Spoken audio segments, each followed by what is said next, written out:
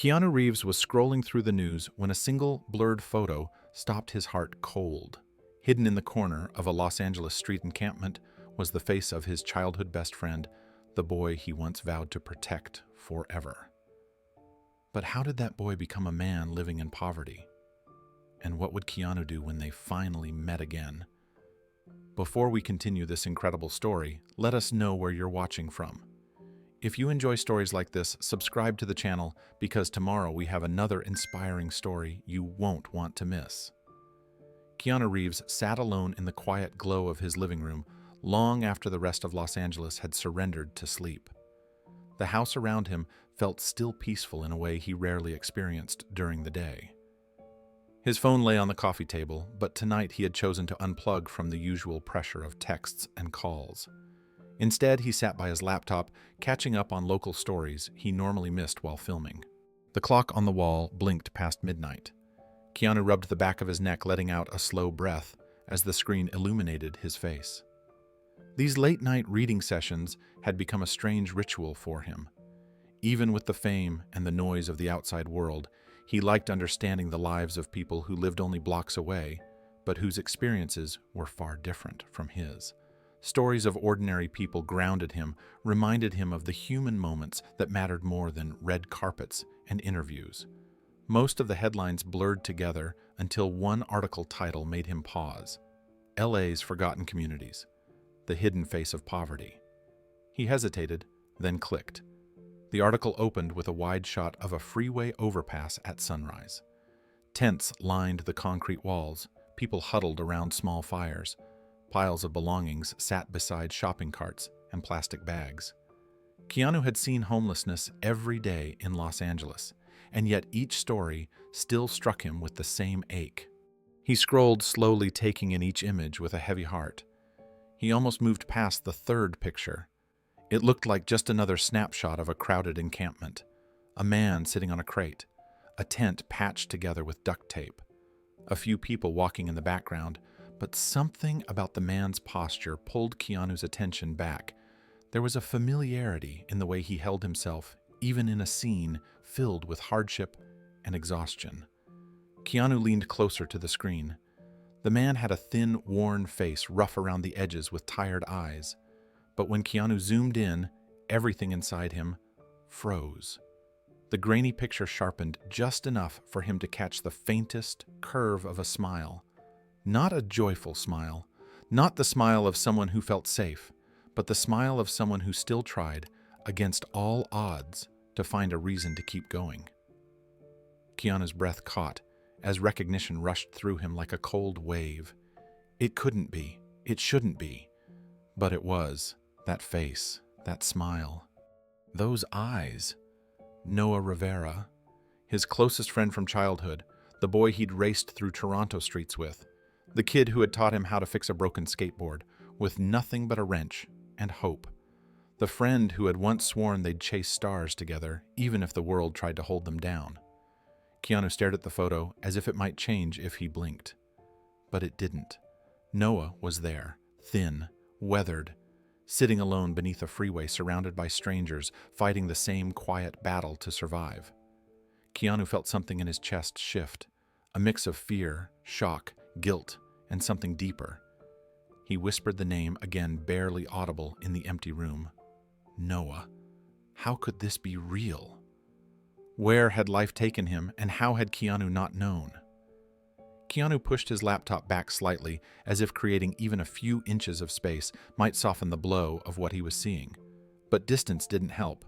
The truth remained fixed on the screen. Noah Rivera, the boy who once felt like a brother to him, was living on the streets of Los Angeles. Keanu swallowed hard, trying to steady the sudden tightness in his chest. He thought of the last time they had spoken. He must have been 12, maybe 13. They had promised they'd stay best friends forever. They believed distance couldn't break something as strong as childhood loyalty. But time had a way of scattering people like leaves in the wind. Keanu sat back, letting memories wash over him. Noah running beside him through the snow, Noah drawing constellations on notebook paper during class, Noah laughing so hard he fell off his bike. And now here he was, alone, exhausted, lost somewhere beneath a freeway overpass. Keanu couldn't understand it. Noah had always been bright, sharper than the other kids, endlessly curious about the universe. He came from a loving family too. How had everything unraveled to this point? Keanu zoomed in again, studying the edges of the image, searching for clues. But all he saw was hardship. All he felt was responsibility tugging at him, even though he knew he had no reason to feel guilty. Still, the thought nagged him.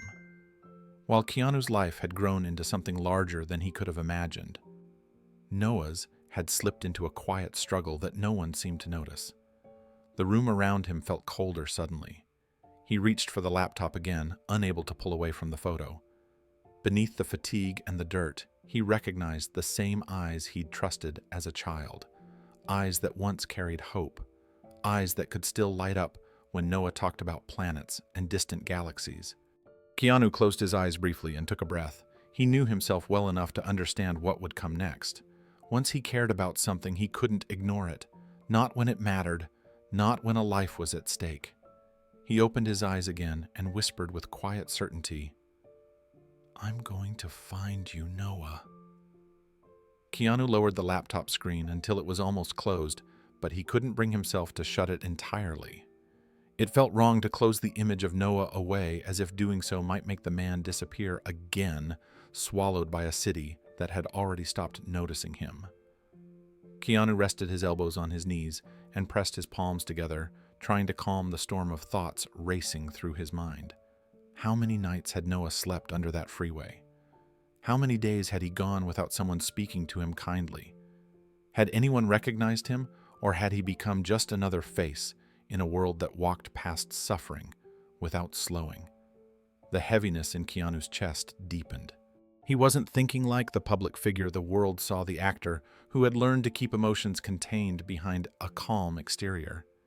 He was thinking like the boy he had once been, the boy who shared lunch with Noah when he forgot his own, the boy who sat with him on the school rooftop talking about what they wanted to become someday. Noah wanted to be an astronomer. Keanu wanted to make movies. They had promised to cheer for each other's dreams.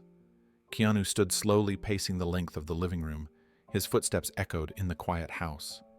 He thought about the years that had slipped by unnoticed. Fame had consumed his life. Sets, interviews, plane rides, awards, losses, more work. He had never meant to let memories fade. They just dissolved under the weight of everything else. And now, seeing Noah in this condition, he felt the sting of regret settle in the back of his throat. He returned to the laptop and opened it fully. His eyes traced the lines of Noah's face once more. The way his shoulders slumped as if carrying invisible weight. The way his hands folded in his lap with a strange mix of resignation and endurance. Keanu noticed something else, too. Noah was holding a book. Even with the grainy resolution, Keanu could tell it was thick-worn at the edges, maybe a science text. That detail struck him harder than anything else. Noah hadn't let go of who he was. Even in the darkest place, he held on to the light that had guided him since childhood. Keanu felt a quiet resolve build inside him. He wasn't sure what he would find when he tracked Noah down. He didn't know whether Noah would welcome him or push him away, embarrassed by his circumstances. But Keanu knew one thing with absolute clarity. He could not sit by and let his friend disappear into the shadows of a city overflowing with forgotten lives.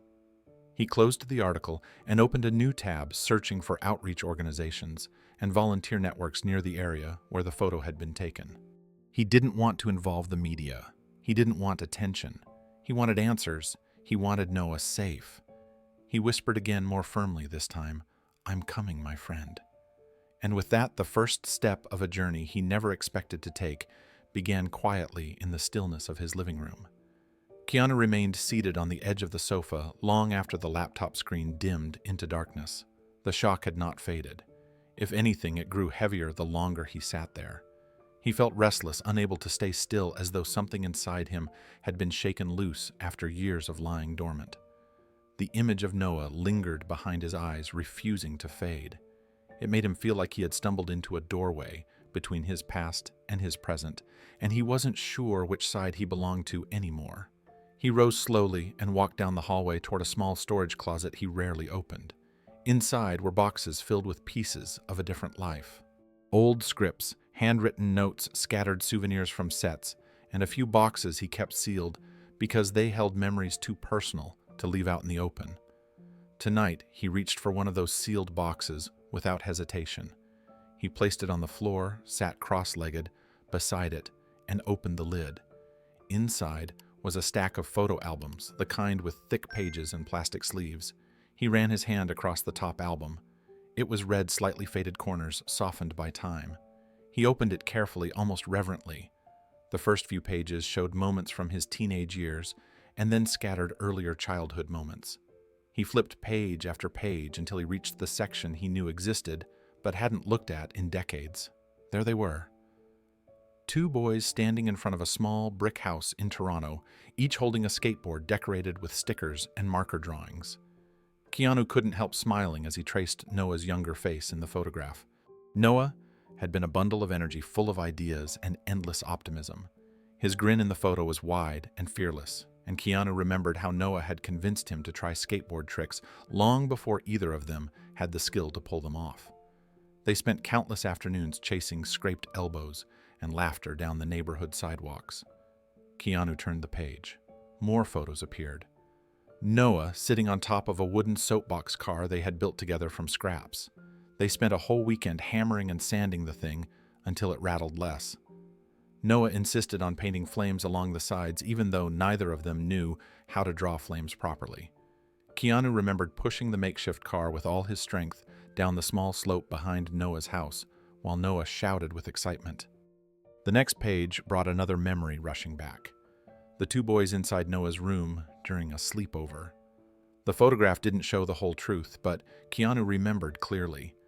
That night, they had stayed awake talking about space planets and the stars that Noah loved.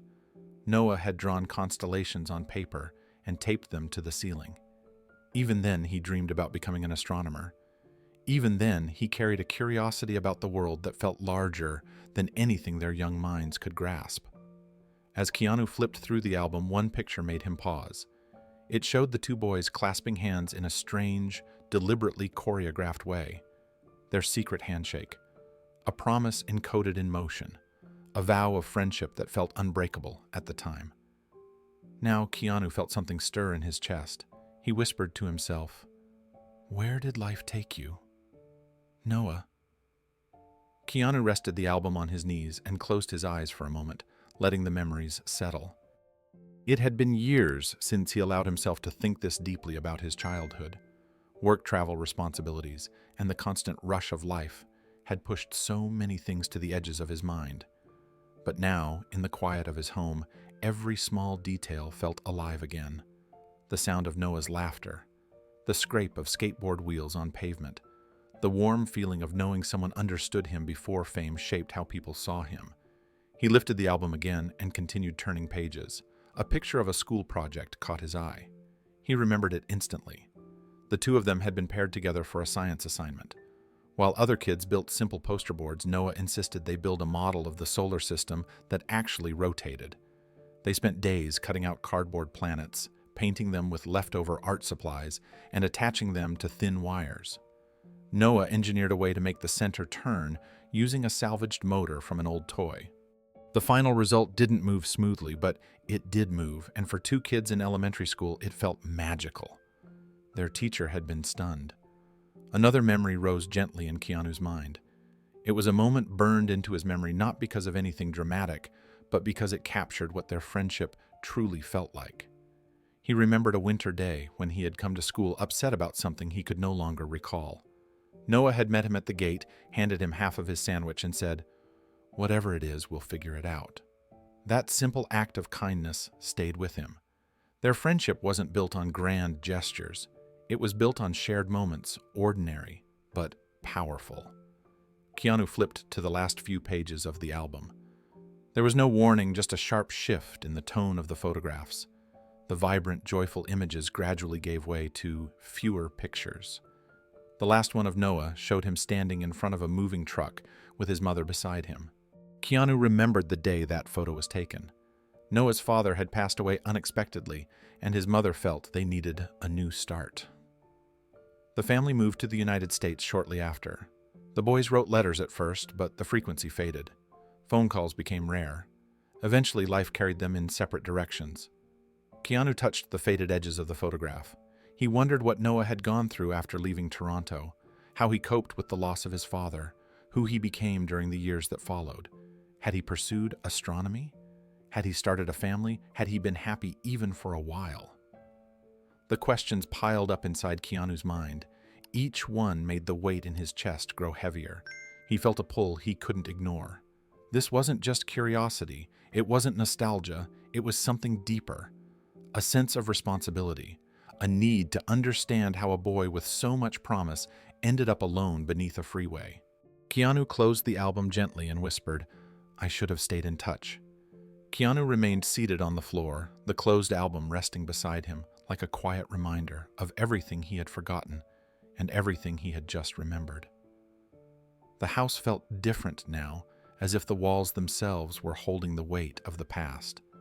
His thoughts kept circling back to the photo he had seen online.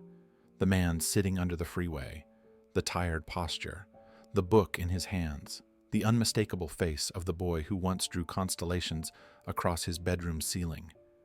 He rose slowly and walked back to the living room, needing movement to settle the tightness building in his chest.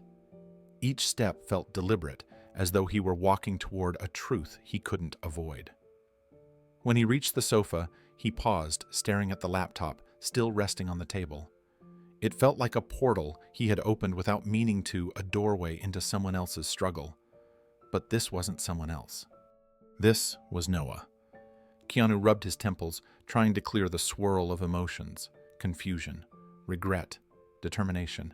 He knew his life had taken a path few could understand. The demands of fame often created distance he never intended. But this felt different. This felt personal. He couldn't simply close the laptop and pretend the world had not shifted beneath his feet. He grabbed his phone and hesitated only a moment before dialing. His assistant picked up quickly, her voice alert even at the late hour. Keanu kept his tone steady, though the urgency behind it was unmistakable. He told her he needed help, not with a project, not with scheduling. Something far more important. He needed to find someone. He gave her the name he had not spoken aloud in decades, Noah Rivera. There was a brief pause on the other end of the line, then a soft confirmation that she would begin immediately. Keanu thanked her and ended the call, exhaling slowly as the weight inside him shifted from shock to resolve. He looked toward the darkened hallway where the photo album now waited inside the open box. The memories were no longer distant fragments. They were alive again, guiding him toward a truth he felt compelled to uncover. He whispered into the quiet room, "I won't lose you again." The morning after Keanu's late-night discovery arrived with a dull gray sky, the kind of overcast stillness that settled over Los Angeles before the city fully woke. Keanu hadn't slept much. His thoughts kept circling back to the image of Noah under the freeway. Every time he closed his eyes, the picture returned with painful clarity. He knew he couldn't wait. Action was the only thing that made sense now. He began by calling a private outreach team he had worked with before, a group that specialized not just in investigations, but in connecting with vulnerable people living on the streets. They were social workers, counselors, and former case managers, people who knew how difficult it was to find someone who didn't want to be found, or who had slipped through the cracks of the system. Keanu explained the situation carefully. He provided Noah's name, his age, the limited information he remembered from childhood, and finally, the pixelated photo printed from the news article. The outreach director listened quietly, then promised they would do everything they could. They warned him, though, that locating someone experiencing homelessness was often unpredictable. People moved frequently, camps shifted. Individuals avoided contact out of fear or distrust, but they assured him they would try. Keanu thanked them, though gratitude did nothing to ease the tension pressing on his chest. While waiting for updates, he attempted to go about his usual responsibilities, but every task felt hollow. 2 press interviews were scheduled that afternoon to promote an upcoming film. He canceled both, offering no explanation beyond a polite but firm message through his team. They were surprised. Keanu rarely canceled commitments, but he didn't have the emotional space to shape words for the public today. Later that evening, Dogstar had a rehearsal planned, something he normally looked forward to. Music grounded him, but even that felt impossible now. He canceled the rehearsal as well, which puzzled the band. He apologized, gave them a vague promise to make it up to them, and then returned to the quiet of his home, where the only thing he could focus on was the empty space Noah had left in his life. Days passed. Each morning began with cautious hope, followed by the slow weight of disappointment as messages arrived with no new leads. The outreach team canvassed several areas where Noah might have been seen. They spoke with shelter volunteers, local caseworkers, and people living in tent communities. Some recognized the photo, most didn't. A few thought they might have seen someone similar, but their recollections contradicted one another. Keanu tried to stay patient, but every hour that passed without news made him feel more restless. He paced through his home. He reread their childhood photos. He checked his phone with the same urgency he once reserved for emergency calls. He found himself replaying old memories as if they might reveal a clue. Who had Noah become after their last contact? Did he have any remaining family? Had he built a life that somehow collapsed under the weight of hardship? On the fourth day, Keanu received a call that made him stop mid-step. The outreach director sounded cautiously optimistic. A shelter volunteer in Echo Park had reported seeing someone matching Noah's description sleeping behind a community garden the previous week. The sighting wasn't recent, and the details were vague, but it was the first tangible direction they had received. Keanu didn't wait. He didn't ask for confirmation. He simply said, "Send me the location." Then he grabbed a hoodie, a baseball cap, and his keys. He wasn't sending anyone else. He was going himself. Keanu drove toward Echo Park with a focus that bordered on urgency. The late afternoon traffic crawled along the streets, but he barely noticed the familiar congestion. His mind replayed the shelter volunteer's words again and again. Someone matching Noah's description, seen behind a community garden. The phrasing was cautious, but even a possibility felt like a lifeline. After days of searching in the dark, this was the first hint of light. He kept his hood pulled low as he walked the final blocks toward the shelter. The air smelled faintly of damp earth from a recent watering of the garden beds. The surrounding neighborhood was a mix of old houses, street murals, and narrow side streets filled with cars that barely fit.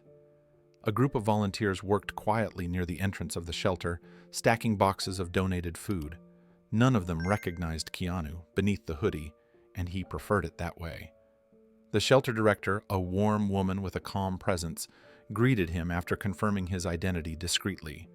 She didn't ask why someone like him was searching for a man living on the streets. She simply led him to the back exit and pointed toward a small path lined with overgrown bushes. "This is where he was seen," she said softly. "He didn't speak to anyone. He just slept here for one night. Then he moved on." "What was he carrying?" Keanu asked. "A backpack. Maybe 2 books. That's all anyone noticed." Books! The detail struck him deeply. Even in the difficult image he'd seen online, Noah had been reading something. Science from the look of it. It was just like him even after all these years, a man holding on to knowledge the way others held on to survival. Keanu walked down the narrow footpath, the sounds of the city fading slightly behind him. The community garden stretched out on his left. Rows of tomato plants, herbs, and flowers swayed gently in the cool breeze. Beneath the shade of a large tree stood a small wooden bench. Beside it, the ground was flattened, and the dirt disturbed, suggesting someone had rested there recently. He crouched down and touched the ground, not because he expected it to tell him anything, but because it made the moment feel real. This was where Noah had been. This was where he had slept. The image contrasted sharply with the memories of 2 boys dreaming about worlds far beyond their reach. Keanu stood and scanned the area. Tents lined a nearby fence. A few people milled about quietly. He approached them carefully, showing the printed photo from the news article. Most shook their heads. One man thought he had seen someone similar near the lake a few days earlier, but he wasn't sure. The search team had warned him this might happen. People moved constantly. They followed instinct safety or necessity never staying anywhere for long. Keanu knew that. Still, a tight knot of frustration formed in his stomach. He forced himself to breathe slowly. He wasn't giving up, not after getting this close. He adjusted his hood again and started walking toward the lake, hoping Noah might still be nearby, hoping that fate would give him one more clue.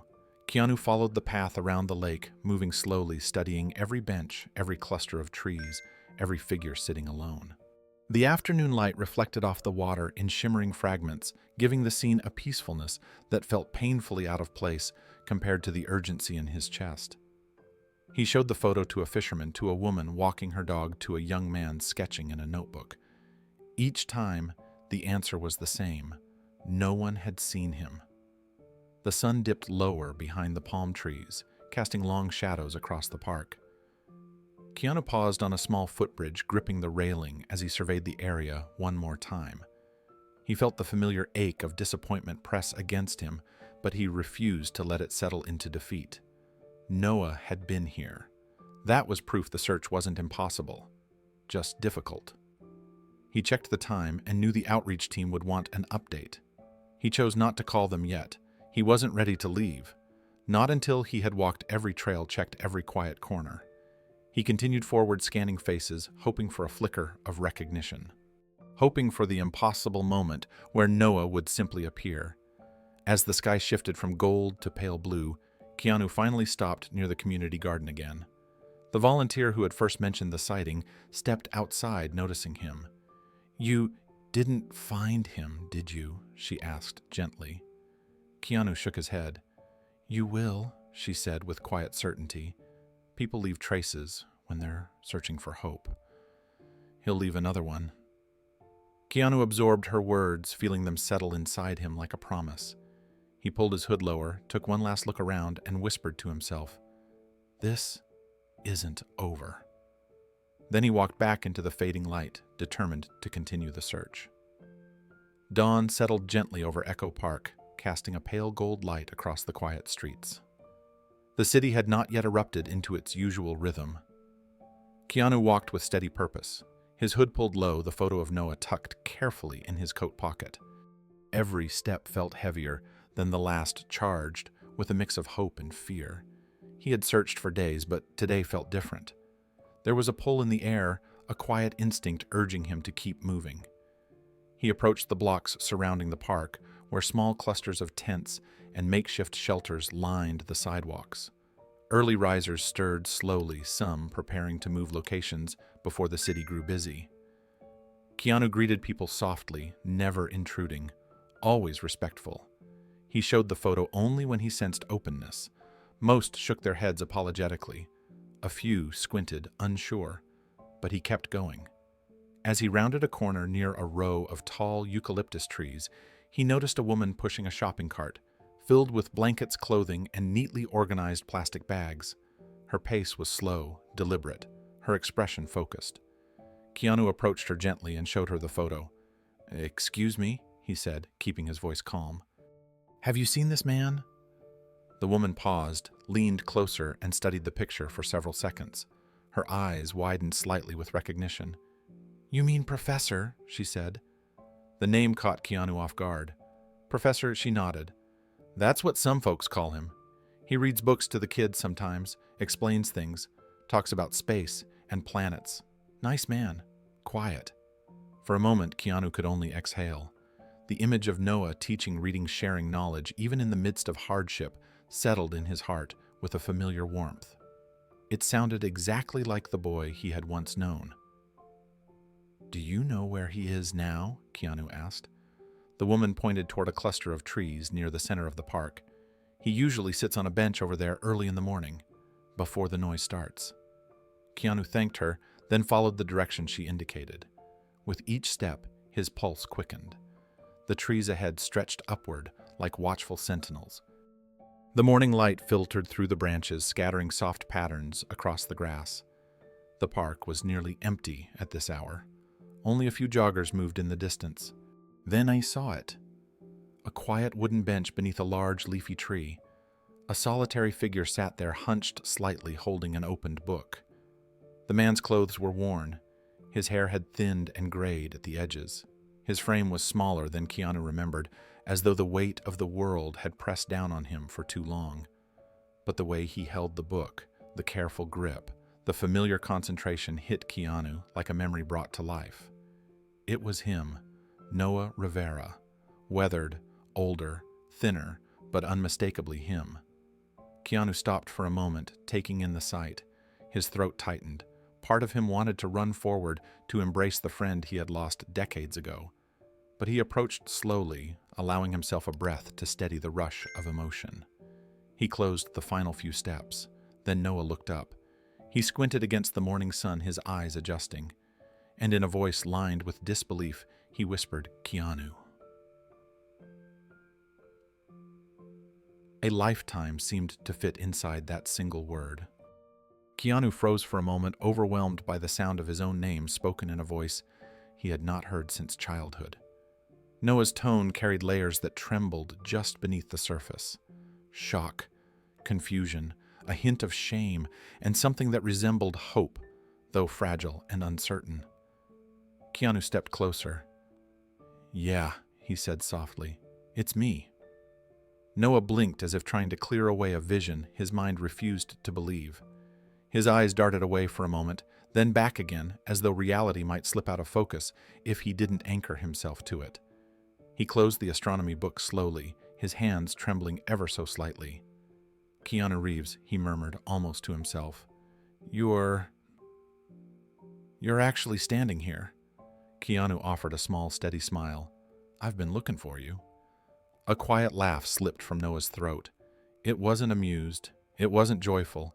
It carried a weary disbelief that settled between them like a thin layer of dust. "Guess the movies didn't prepare me for this kind of plot twist," he said, his voice roughened by fatigue and the cold mornings. Keanu eased himself onto the bench beside him, leaving a respectful amount of space, sensing Noah's discomfort. For a moment, neither spoke. They simply breathed the same early morning air, letting the unexpectedness of the reunion settle around them. Up close, Noah's features revealed even more than the photo had allowed. The lines etched into his face told stories of sleepless nights and survival. His clothes were worn, but clean, carefully cared for despite his circumstances. His eyes, though tired, still held a spark of curiosity, the same spark Keanu remembered from nights spent tracing imaginary constellations on the ceiling.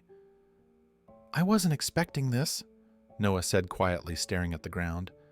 "I didn't think anyone from back then even remembered me." "I did," Keanu said. "I never forgot."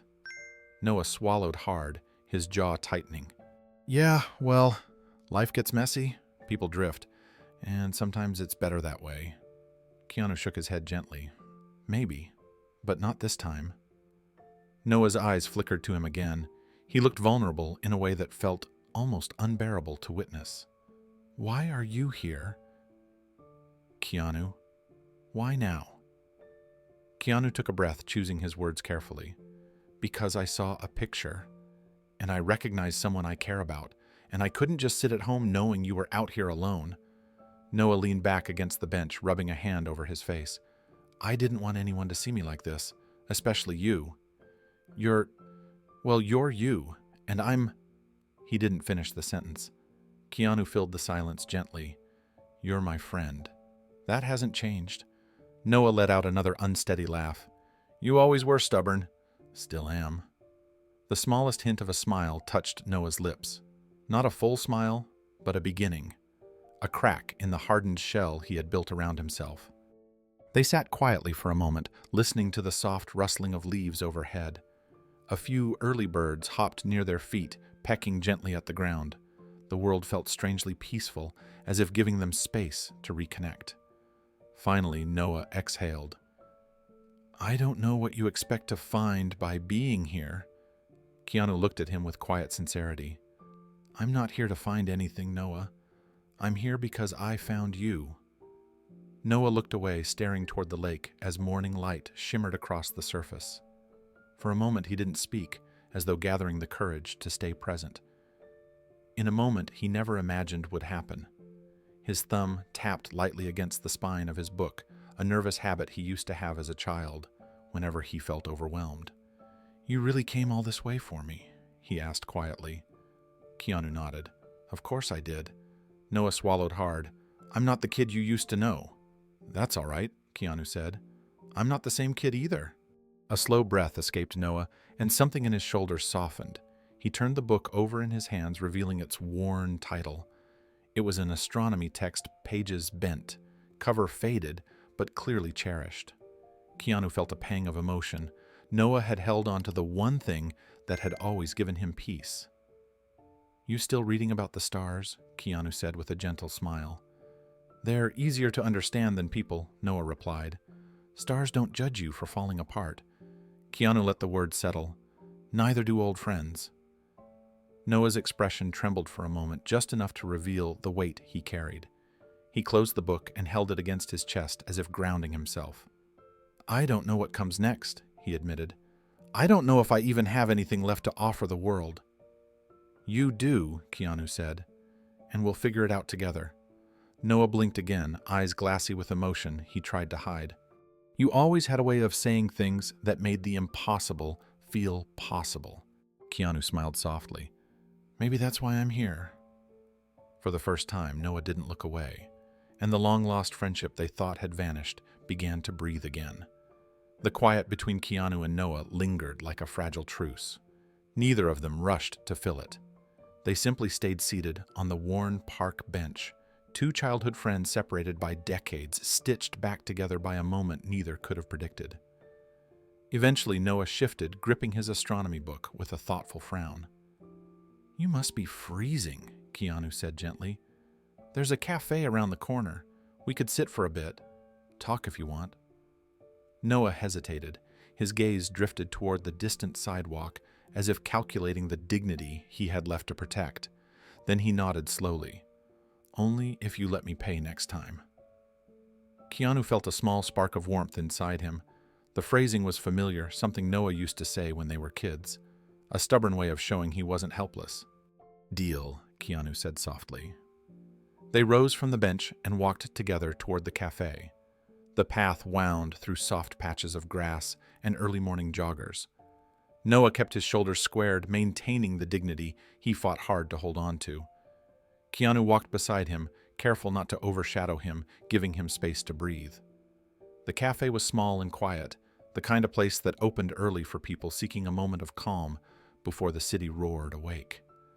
A bell chimed as they stepped inside. Warm air wrapped around them, carrying the scent of roasted coffee beans and baked pastries. They took a corner table near the window, away from curious eyes. Noah ordered a simple black coffee. Keanu did the same. They sat down, hands wrapped around warm mugs, letting the steam rise between them, like a bridge reconnecting the past to the present. For a while they didn't speak. Noah stared into his coffee, as though searching for courage at the bottom of the cup. His fingers tapped softly against the ceramic. Keanu waited patient and steady, knowing the words would come when Noah was ready. Finally, Noah inhaled deeply. "I used to be a science teacher," he began. "Middle school, 7th and 8th grade mostly. Astronomy units were my favorite. The kids thought I was a little obsessed with stars, but some of them loved it." Keanu listened closely, studying the subtle shifts in Noah's expression. "I loved teaching." Noah continued. "I loved watching their eyes light up when they understood something new. It made me feel like I was doing something worthwhile with my life." He paused, his voice tightening. And then, everything fell apart. Keanu leaned forward slightly, offering silent support. "My wife, Emily," Noah said softly. "She got sick. Cancer. It hit fast, too fast. One moment she was teaching literature, grading essays at the kitchen table, and then she wasn't." His voice trembled. His eyes remained fixed on the coffee, as if looking up would shatter the thin composure he held on to. When she passed, Noah whispered something inside me, broke. I kept going for a while, tried to teach, tried to function, but every room felt like a grave, and every lesson felt like a reminder of what I'd lost. Keanu felt his heart sink with each word. I fell behind. Noah continued. Stopped showing up, couldn't get out of bed. Depression swallowed everything. And when you disappear long enough, the world moves on without you. He took a shaky sip of his coffee. I lost my job, then my apartment, and eventually, I lost myself. He finally looked up, eyes tired but honest. I just couldn't get back up, Keanu, and I didn't want pity. Keanu held his gaze steady and full of empathy. The truth had begun to spill, and he knew there was more to come. Noah settled back in his chair as though the telling had drained something heavy from him. But there was more behind his eyes, something deeper and more fragile. Keanu didn't push. He simply waited, letting silence do the quiet work of healing. When I first ended up on the streets, Noah said softly, I thought it would be temporary. A week, maybe 2? I told myself I just needed time to pull myself together, time to figure things out. But grief doesn't care about time. He rubbed a hand over his jaw, the stubble catching the light.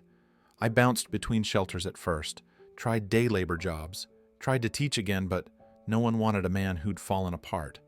And the longer I stayed down, the harder it got to climb back up. People don't see you the same way once you've slipped through the cracks.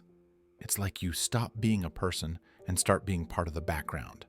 Keanu nodded, remembering every film set he'd walked through, every downtown alley where people blended into shadows, overlooked by those passing by.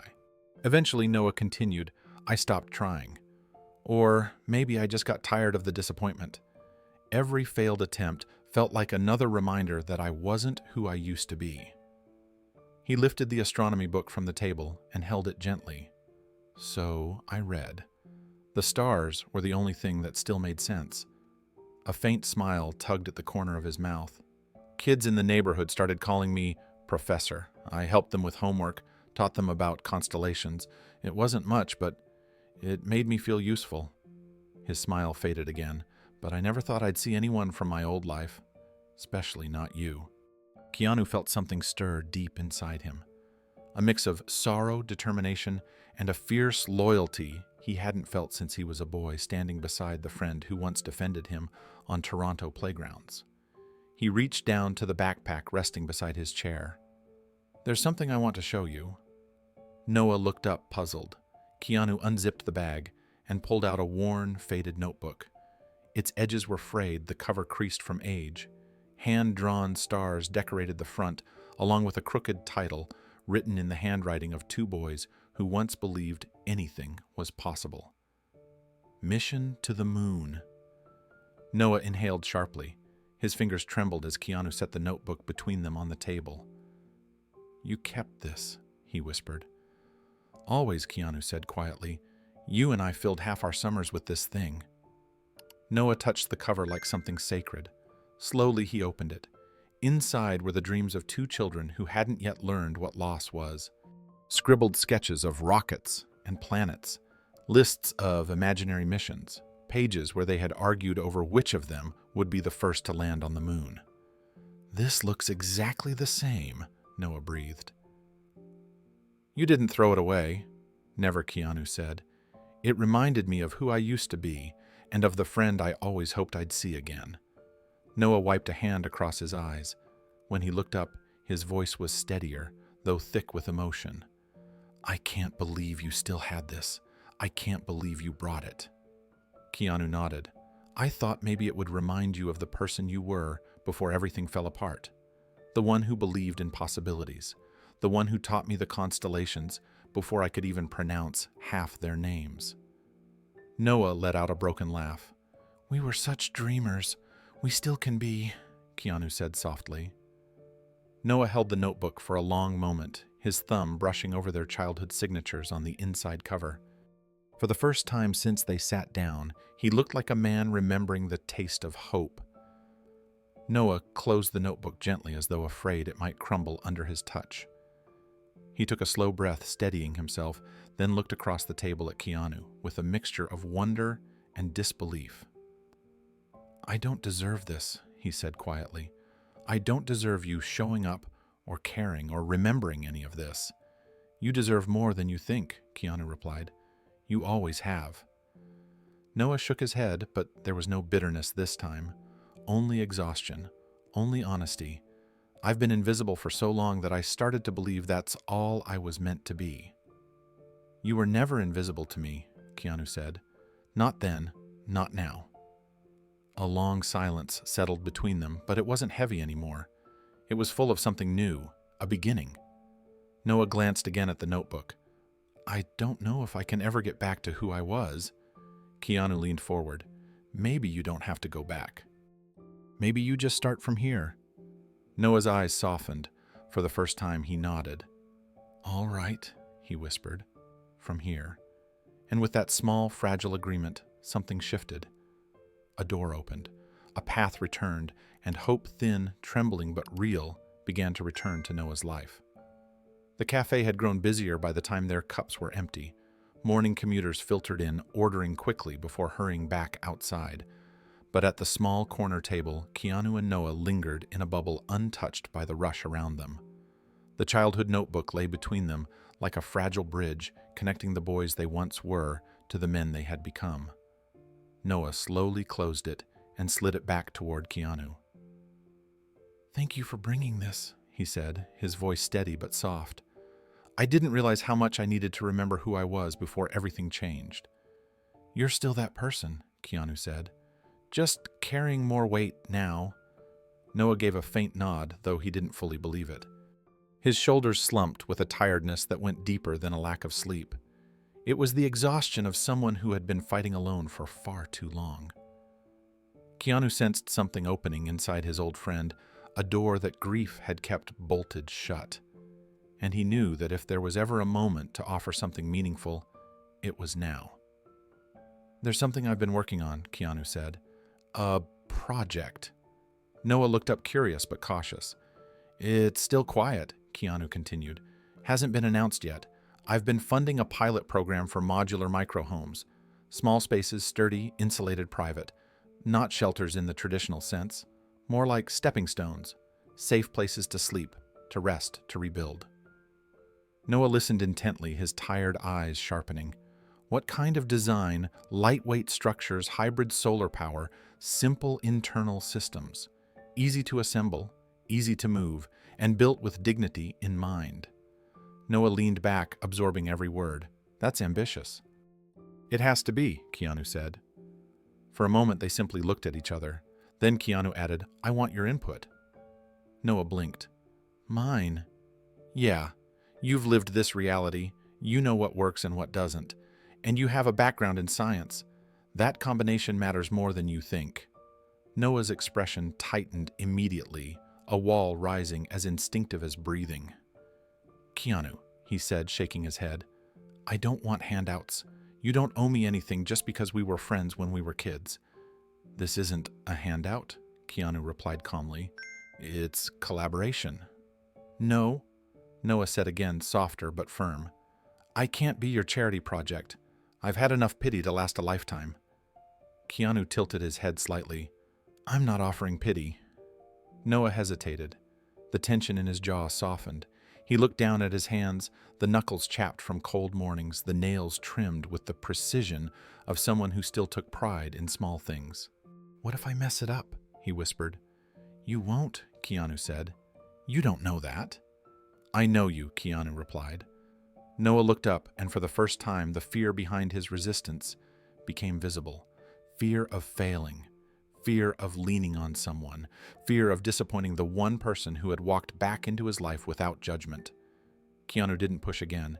He simply let the offer rest between them, steady and patient. You don't have to say yes now, he said gently. Or ever. But the door is open. Noah took a long breath, letting the idea settle inside him. I'll think about it. That's enough, Keanu said.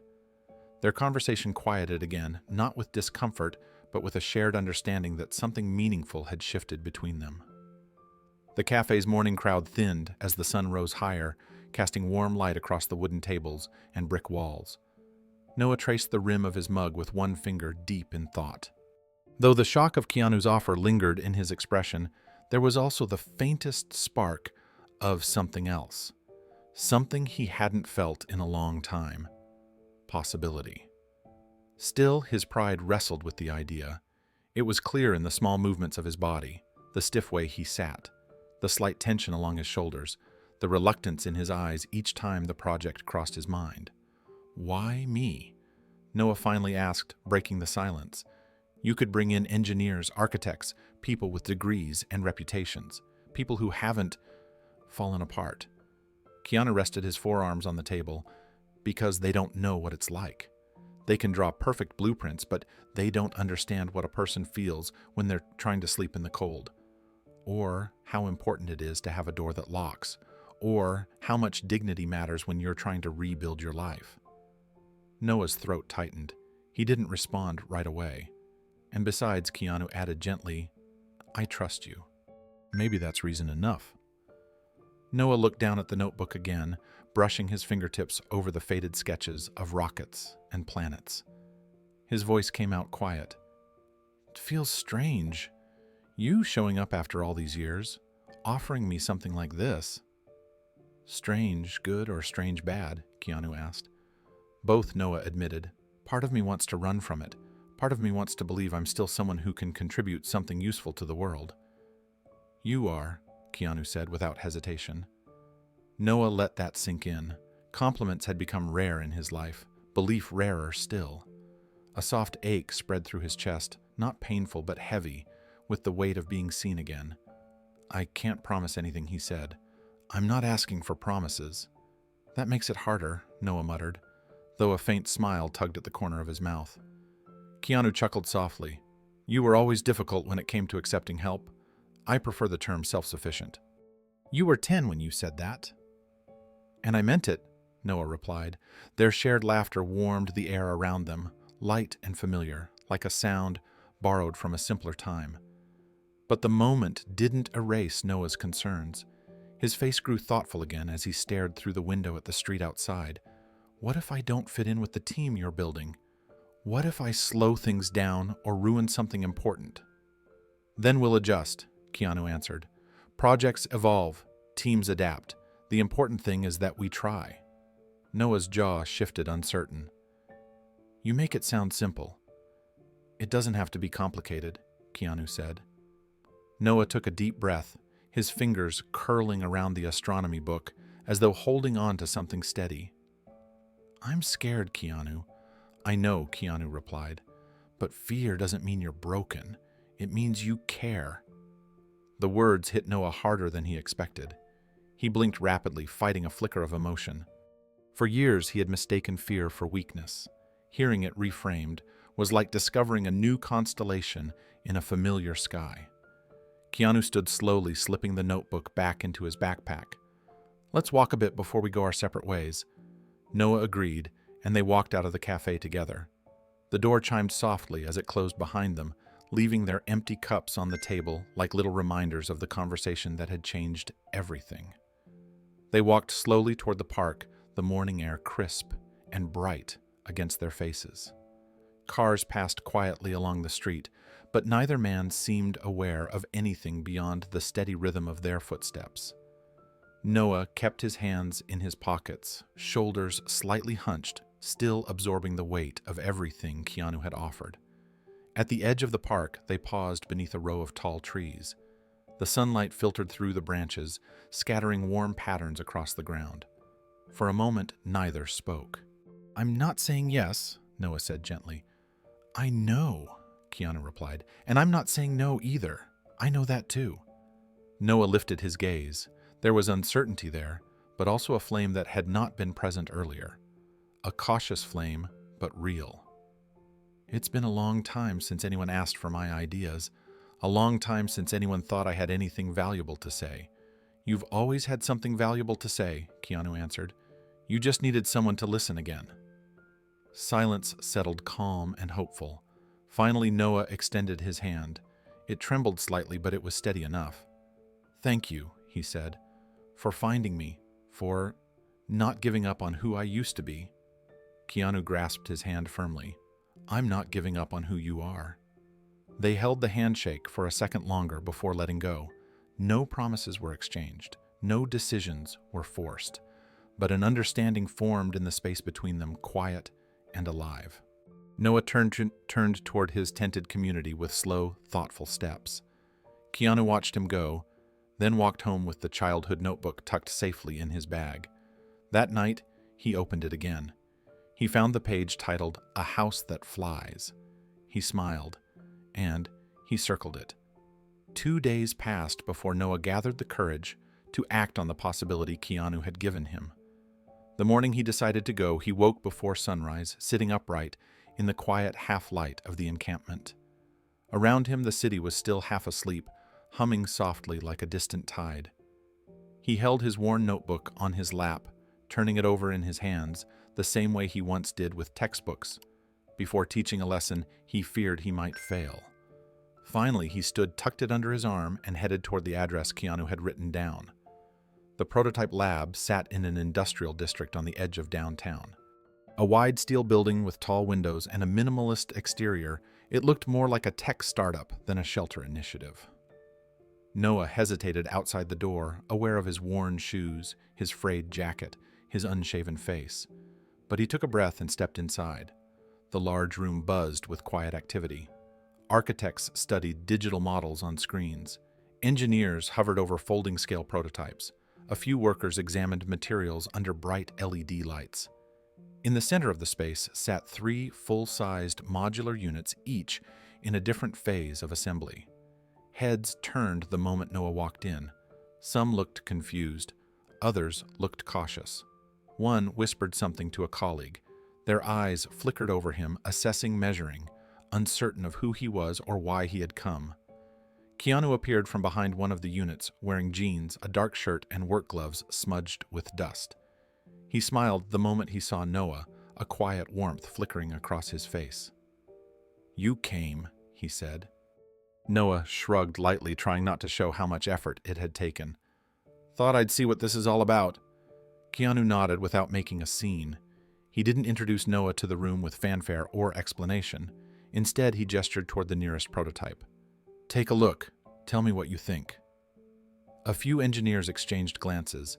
They seemed unsure whether they should speak or simply observe. Noah stepped closer to the unit, his notebook held against his body like a shield. He ran his fingers along the metal panel, feeling for seams, weight, texture. Then he stepped inside. The compact space held a bed, a small table, a built-in shelf, and a tiny, solar-powered light mounted near the ceiling. It was cleaner and safer than anything Noah had stayed in for years, but it wasn't perfect. "The insulation is too thin," he said, voice steady. "You'll lose heat at night, and the vents are placed wrong. They'll let in moisture during storms." One engineer blinked in surprise. Another quietly picked up a pen. Noah continued moving with slow confidence, as though rediscovering old instincts. "The window angles are off too. You're not maximizing solar input. If you want year-round efficiency, you need to adjust the frame orientation." The room filled with murmurs. Someone pulled up a diagram. Someone else typed notes rapidly. The suspicion on their faces began to change, replaced by interest. Noah stepped outside the unit and glanced at Keanu. Keanu didn't say a word. He simply watched, giving Noah the space to stand fully in his own knowledge. Noah opened his notebook, flipped to a blank page, and began sketching. For the first time in years, he felt useful. As Noah sketched, the room quietly shifted. A few engineers drew closer, curiosity overpowering skepticism. One of them, a woman in a gray beanie and thick-rimmed glasses, leaned in to get a better look at the rough diagram taking shape. "You're adjusting the solar incline?" she asked, uncertain. Noah nodded. "Right now it's fixed at a 40-degree angle. That's good for some seasons, but inefficient in others. You'll want a variable bracket, or at least a compromise angle closer to 32. You'll catch more light across the year." She raised her eyebrows. "That's actually correct." Another engineer stepped forward, tapping the insulation panel on the prototype. "And what did you say about heat retention?" "It's too thin," Noah replied. "You'll lose warmth fast, and you'll get condensation along the inner seams if humidity rises." "How do you know that?" the man asked, though the question was gentle, more intrigued than dismissive. Noah hesitated only a second. "I lived in something like this once. Not exactly the same design, but similar materials. The cold settles in fast if you're not careful. Privacy goes next. Comfort disappears last." His voice softened at the end, but no one mocked him for the admission. If anything, the room felt heavier with respect. The engineer beside him nodded slowly. He's right. Keanu stood a few feet away, hands resting loosely at his sides, letting Noah speak for himself. He didn't intervene, didn't explain Noah's past or his qualifications or his presence. He simply let the team find out who Noah was through the quality of his mind. One of the architects pulled up a 3D rendering on a tablet and handed it to Noah. "What do you think of the door placement we were debating it earlier?" Noah studied the image carefully. "Move it 6 inches to the left." "Why?" the architect asked. "That corner creates a wind funnel in certain weather patterns. You'll get drafts every time someone opens the door. And if you're trying to create a sense of safety, a draft hitting your legs every time you enter or exit is not ideal." The architect blinked, then looked at Keanu. "He's good." Noah bowed his head, slightly embarrassed by the attention. He stepped through the unit again, testing the floor's slight give. The ceiling height, the distance between the bed and the door. He touched surfaces gently, like someone reacquainting himself with the world through quiet analysis. "The table needs to be mounted differently," he said. "Right now it creaks. Anyone who's been outside long enough knows the difference between a quiet night and a night where every little sound makes you feel unsafe." "And the light?" a technician asked. Noah thought for a moment. "Too bright.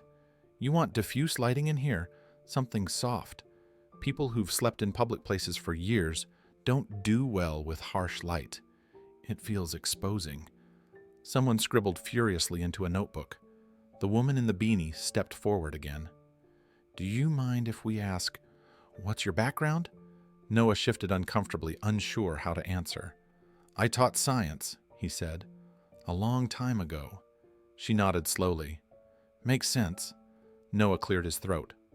"I'm not trying to step on anyone's work. These are just observations." "They're good observations," another engineer said. "Really good." The room fell still for a moment. Noah stood among them, not as a guest, and not as charity, but as a contributor. Someone with insight, someone with value. Keanu felt that quiet shift, and a deep warmth settled into him. For the first time, Noah didn't look like he wanted to disappear. He looked like he belonged. Late that evening, after hours of careful testing, note-taking, and quiet conversation, the team finally wrapped up for the day.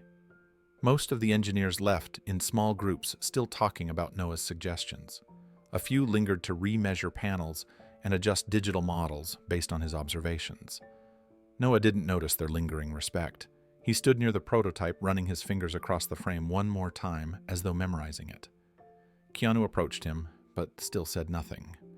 He simply watched Noah evaluate the structure with the thoughtful intensity of a man rediscovering his own purpose. "You did good today," Keanu finally said. Noah didn't look up. "I don't know about that. I just said what seemed obvious." "Obvious to you," Keanu corrected. "Not to everyone else." Noah didn't argue, but his expression softened in a way that suggested he heard the truth in it. As night settled, the secure testing site prepared a trial unit for him. A small space, quiet, warm, and clean. Noah hesitated at the doorway, unsure if he deserved to stay there. Keanu placed a hand on his shoulder. "Just try it," he said. Noah nodded and stepped inside. The trial unit door closed gently, leaving him alone with silence that didn't feel threatening for the first time in years. He walked around the compact space, examining every corner with both a scientist's mind and a survivor's instinct.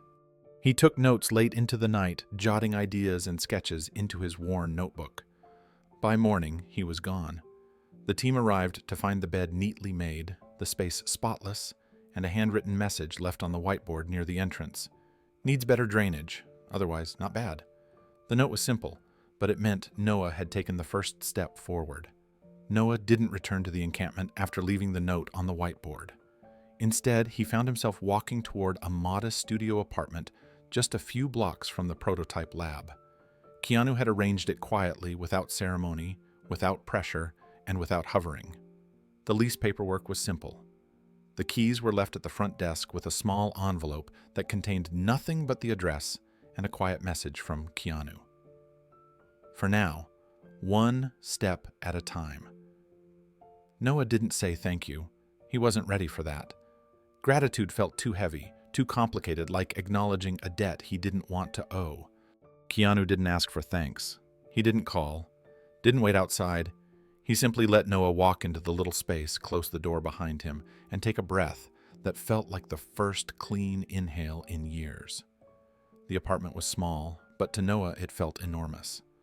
A single window faced a row of distant warehouses. The mattress was new, clean, untouched by weather. There was a small kitchen, a desk, and a lamp that glowed with a warm softness he wasn't used to. He set his worn notebook on the counter and just stood there for a moment, unsure whether to sit or cry or walk out again. Eventually he sat on the edge of the bed and stared at the wall, letting the stillness settle. The next morning he returned to the lab before most of the team arrived. If he was going to stay anywhere, he wanted it to be a place where his mind felt alive. He set his things on the central work table and opened his notebook, flipping through the pages filled with sketches, equations, and ideas he had scribbled during restless nights.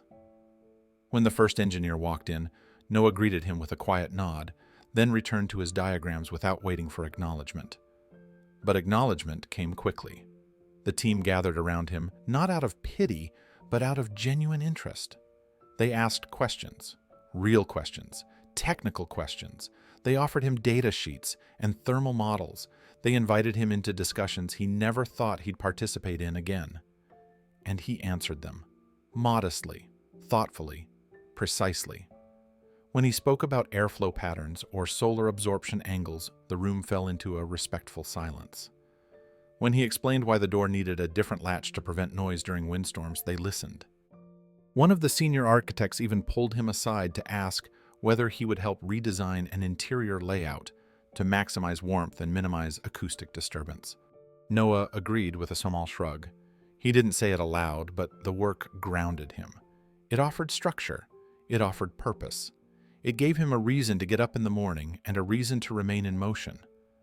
After a few days, even the engineers who had eyed him with suspicion began seeking him out. They brought him revised blueprints to review. They asked for his notes on materials. They leaned over his shoulder while he sketched, studying the lines he drew with careful intention.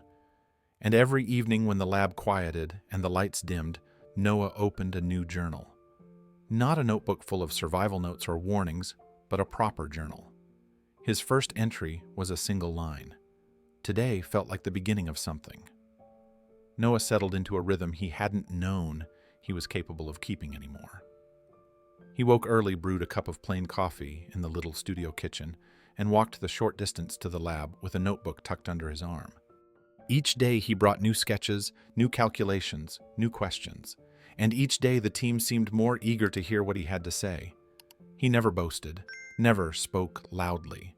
He simply offered what he saw, what he understood, and what he remembered from years of teaching young minds how small changes could shape big outcomes.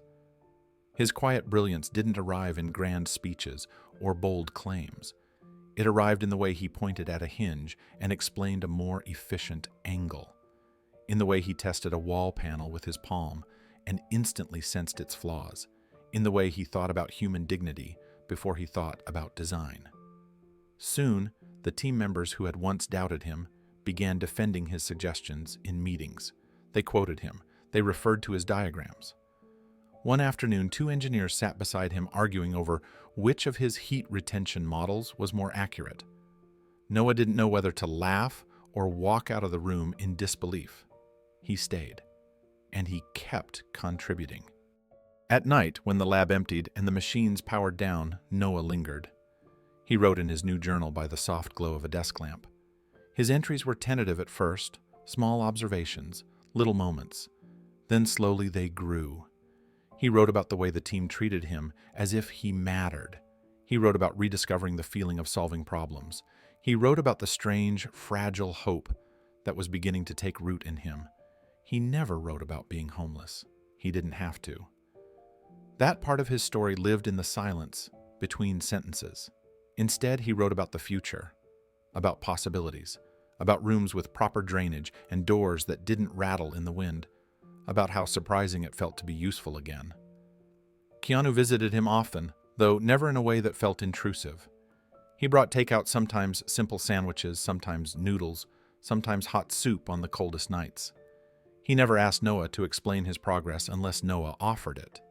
He simply sat beside him, sharing quiet meals at the work table or stepping outside to sit under the evening sky.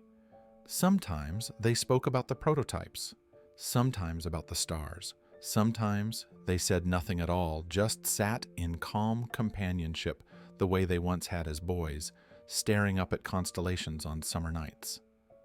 One evening, Noah pointed at Orion rising above the city skyline. "Remember when we tried to map the whole sky?" he asked. Keanu smiled softly. "We only got about halfway." "Halfway was enough," Noah said. In moments like that, the heaviness that had shaped Noah's life for years loosened, even if only briefly. The lab became more than a workplace. It became a refuge, a place where he wasn't defined by the hardest chapters of his past, but by the potential of the chapters still ahead. And slowly, quietly, the building began to feel like a second home. The weeks that followed were some of Noah's most productive. He worked with a quiet focus that impressed everyone around him.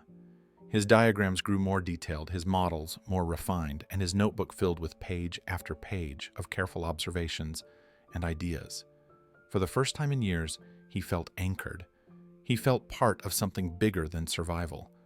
But progress has a way of drawing attention even when no one wants it. One morning, the lab buzzed in a way that felt wrong. Whispered conversations, people checking their phones more than usual, a few glances in Noah's direction that carried a tension he didn't yet understand. When Keanu walked into the building, a couple of engineers exchanged silent looks, as if waiting for him to address something. Noah sensed the shift immediately. He closed his notebook slowly. "What's going on?" Keanu hesitated, then handed him a tablet. A news headline glared across the screen. Keanu Reeves secretly funding homeless housing project. Mystery man appears to be his partner. Below it was a photo, grainy but unmistakably real. It showed Keanu and Noah standing outside the prototype lab, talking beside one of the modular units. Noah's notebook was tucked under his arm. Keanu was mid-laugh. It was a harmless moment, private, simple human. But now it was everywhere. Noah felt his breath catch in his throat. The tablet grew heavy in his hands. "Where did this come from?" "Someone leaked it," Keanu said. "We don't know who yet." Noah placed the tablet on the table as though it burned. His mind raced. He pictured reporters showing up at the encampment, people from his past trying to track him down, strangers digging into his personal story, twisting it, turning his pain into a spectacle. He pushed the chair back abruptly. "I can't be part of this," he said. "This wasn't the deal, Noah." "I didn't sign up to be someone's headline," he snapped, though his voice cracked with fear rather than anger. "I wanted to help. I wanted to work. I didn't want the world staring at me like I'm some charity case." Keanu stepped closer, but Noah backed away, shaking his head. "I can't do this. I can't be in the spotlight. I barely held myself together before this project, and now..." He didn't finish the sentence. He didn't need to. Noah grabbed his notebook, tucked it against his chest, and walked out the side door before anyone could stop him. For hours, no one knew where he went. Keanu tried calling, but Noah didn't answer. The sun climbed high above the city, while Noah vanished into its quiet corners, leaving behind only questions and worry. By late afternoon, Keanu realized exactly where Noah would go. There was only one place in Los Angeles where Noah could disappear and still breathe somewhere, filled with the echoes of their childhood dreams, somewhere he used to visit with his astronomy students on clear nights when he wanted to remind them the world was bigger than their struggles. The old observatory in Griffith Park. Keanu drove there without waiting for a driver, without bringing security, without alerting anyone. He hoped he wasn't too late.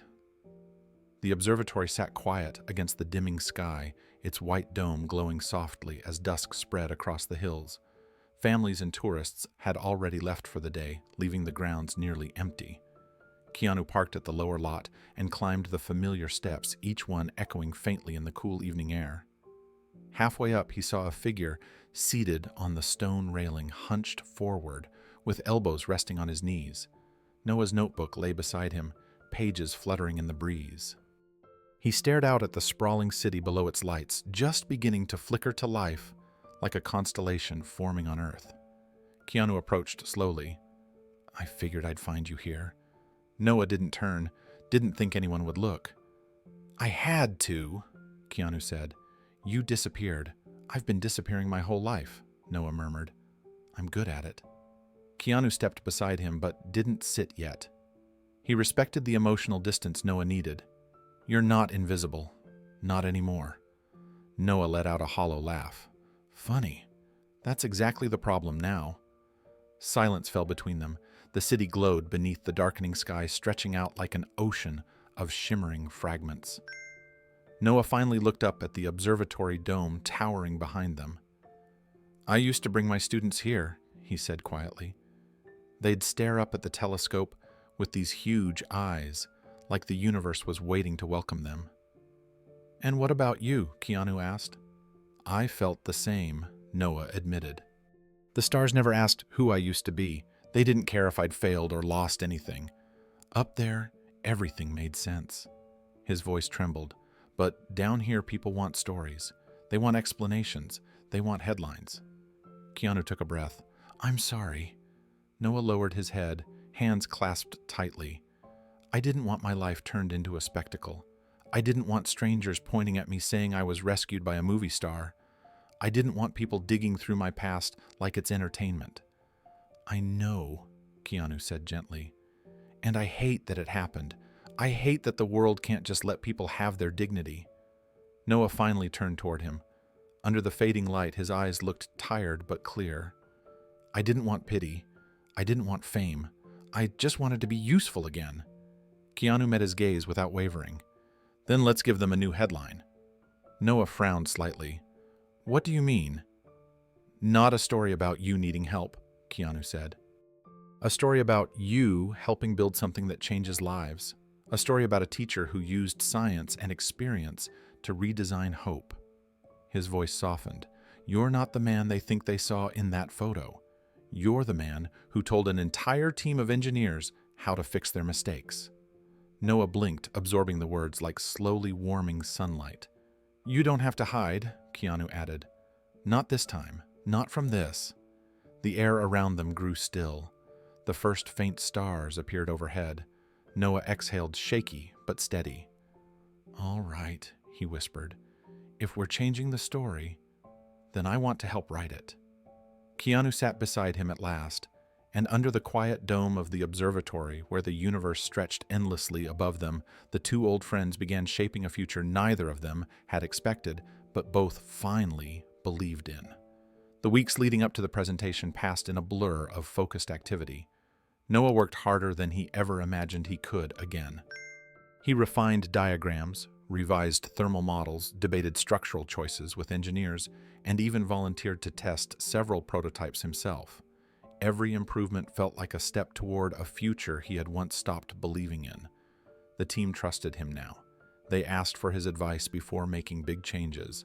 They brought him sketches, data, and questions without hesitation. But as the prototype neared completion, Keanu noticed something else. Noah's confidence was growing. Quietly, subtly, but undeniably. The way he stood straighter during meetings. The way he began speaking more willingly, even when disagreeing with others. The way he allowed himself to imagine solutions instead of merely noticing problems. The way he no longer looked away every time someone praised his ideas.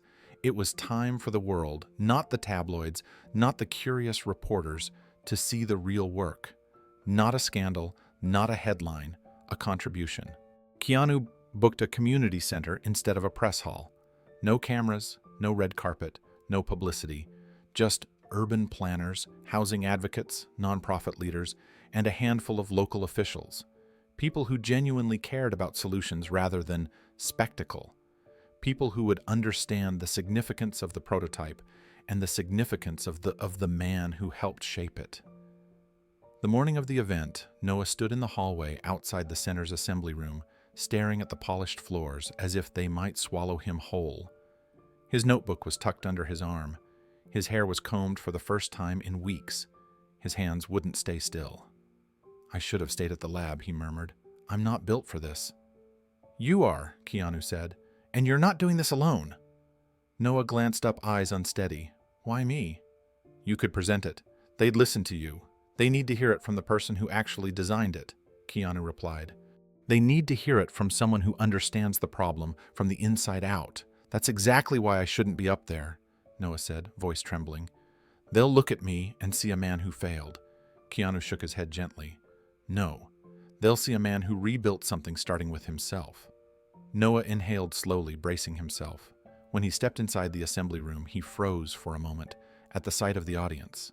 Rows of chairs filled, quiet conversations, curious faces. The full-scale prototype sat at the front, illuminated by soft lighting, almost glowing. It looked dignified, solid, beautiful in its simplicity. And it was his. Keanu gave him a reassuring nod as the room settled. The director of a housing nonprofit introduced the project briefly, then gestured toward Noah. He stepped forward. His throat tightened. His hands trembled. For a moment he couldn't speak. Keanu remained seated, letting him find his footing without interference. Noah took one shaky breath. This, he began softly, is a home built on dignity. And the room fell silent, listening. Noah stood before the audience, with his hands lightly gripping the sides of the podium. His voice was soft at first, but steady enough to carry. A home, he continued, isn't only walls and a door. It's the feeling of being allowed to breathe without fear. It's privacy, safety, warmth, and a chance to rest long enough to stand back up. Several people leaned forward, already captivated. Noah gestured toward the prototype behind him. We designed this with those needs in mind. It doesn't solve homelessness on its own, but it gives people a place to begin again. A place designed for humans, not statistics. He walked toward the structure, opening the door to reveal the interior. The audience studied every detail as he spoke. The insulation is layered to retain heat through cold nights. The lighting is soft and adjustable. The vents reduce condensation. The solar panels are angled to make the most of seasonal sunlight, and the table doesn't creak when you lean on it. A few people chuckled at the last line, though Noah hadn't intended it as a joke. He continued explaining airflow, heat retention, and structural durability. He spoke with precision, with quiet authority, and with the depth of someone who understood not only engineering, but survival. When he finished, there was a moment of stillness. Then the audience rose to their feet.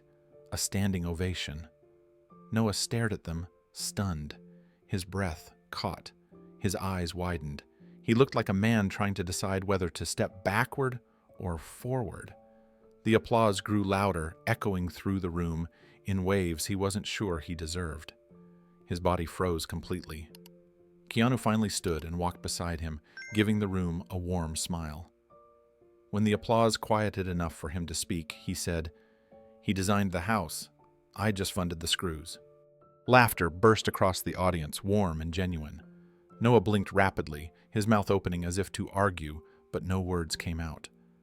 Keanu rested a steadying hand on his shoulder, not guiding him, not supporting him, just reminding him he wasn't alone. When the event ended, people lined up to shake Noah's hand, to ask questions, to thank him. He did his best to respond, though his voice wavered each time someone praised the design. It was overwhelming, dizzying, foreign. He felt like he was stepping into a version of himself he hadn't seen in decades. Later, when the hall finally emptied and the lights dimmed, Noah and Keanu stood together beside the prototype. The air felt quieter now, softer. Noah touched the interior wall, tracing the smooth surface with careful fingers. That was the first time he whispered that I felt seen in years. Keanu nodded. Because you were, not for what you lost, for what you built. Noah swallowed hard. Emotion tightened his voice. I didn't know I needed this. You did, Keanu said, and you earned it. They stood in silence, both aware that the moment had changed something fundamental. The world had seen Noah, but more importantly, Noah had finally begun to see himself again. The path ahead was still uncertain, but for the first time in a long time, he wasn't afraid to walk it. The days after the presentation felt different, almost like the world had shifted its weight just enough to let Noah stand taller. He still arrived early at the lab, still scribbled notes in his journal, still worked with the deliberate care of a man rebuilding his identity piece by fragile piece. But beneath it all, he carried a quiet glow. The applause still echoed faintly in his memory, not as a celebration, but as permission. Permission to exist fully again. Keanu noticed the change, but didn't comment on it. Instead, he let Noah move through the work, with steady confidence, stepping in only when needed, and otherwise allowing the new momentum to grow naturally. One afternoon, as they reviewed updates to the modular unit's drainage system, Keanu saw Noah pause. His expression shifted, thoughtful and distant. "You all right?" Keanu asked gently. Noah closed his notebook. "There's something I haven't told you." Keanu waited. "I have a daughter," Noah said quietly. "Her name is Olivia." The words hung between them, soft and weighted. Noah looked down at his hands. "She's 21 now. Smart, determined. Wants to be a marine biologist." His voice warmed for a brief second before dimming again. "She thinks I've been working abroad for the last few years. Teaching, traveling, doing something meaningful with my life." Keanu's heart tightened. "She doesn't know what happened." Noah shook his head. "I couldn't tell her. I couldn't let her see me like that. I thought, if I disappeared long enough, maybe she'd remember me the way I used to be, before I lost everything." His breath wavered. "I didn't want her carrying the shame I felt." Keanu thought about the man he had found on that park bench weeks earlier, the one who clutched an astronomy book like it was the last piece of himself left. He leaned against the table, voice warm and steady. "You did what you thought was protecting her." Noah laughed softly, without humor. "Or I was protecting myself." "Maybe both," Keanu said. Silence settled again. The low hum of machinery filled the space around them, blending with the steady ticking of Noah's thoughts. "I don't know how to face her," Noah admitted. "What if she doesn't want anything to do with me? What if she hates me? What if she's better off without me?" Keanu stepped closer, meeting his uncertain gaze. "You've already done the impossible. You rebuilt your life when you thought it was over. You helped create something that will help thousands of people. And you didn't do it for applause. You did it because it was the right thing to do." He paused. "Now it's time to heal the part of your life that still hurts the most." Noah swallowed hard, wrestling with fear and longing in equal measure. "You think I should reach out?" he asked. "I think," Keanu said gently, "that you're ready." Noah lowered his head, letting the truth of those words settle inside him. For the first time in years, he allowed himself to imagine a world where Olivia might step back into his life without judgment, only love. And even imagining it hurt less than he expected. Noah waited 3 days before he finally picked up the phone. The contact number was still saved, though he hadn't dared call it in years. He sat at the small desk in his studio apartment, hands trembling slightly, breathing slowly as if bracing for impact. When he pressed the call button, his heart pounded like it was trying to escape his chest. The phone rang twice. Then a young woman's voice answered. "Hello?" Noah closed his eyes. "Olivia, it's Dad." There was a long pause, a fragile silence, then a soft, disbelieving inhale. "Dad. Oh my God, where are you? Are you okay? You haven't called in so long." I know," he said gently. "I'm sorry. I should have reached out sooner." "Are you still abroad?" she asked. "Are you finally back?" Noah looked around at the modest room that had slowly become his anchor point. "I'm home," he whispered. They talked for nearly an hour. Noah didn't tell her everything yet. He wasn't ready. But he told her enough that he had been working on a meaningful project, that he wanted to see her, that he missed her more than she could ever understand. Olivia's relief came through the phone like warmth breaking through cold fog. By the end of the call, she agreed to visit him that weekend. The day arrived faster than Noah expected. He spent the morning organizing his notebooks, brushing off his engineer's jacket, and taking long breaths in front of the mirror. He didn't look like the man he was 6 months ago. He didn't look like the man he feared he had become. He looked responsible, engaged, whole enough to stand in front of his daughter without flinching. Keanu met him outside the shelter facility. "You ready?" he asked. "No," Noah admitted, "but I'm here." A car pulled up near the entrance. Olivia stepped out clutching a backpack and turning in a slow circle as she took in the modular units and the people working nearby. Then her eyes landed on Noah. Her hand flew to her mouth. "Dad." He stepped forward. "Olivia." She didn't walk. She ran. She threw her arms around him with such force that Noah nearly lost his balance.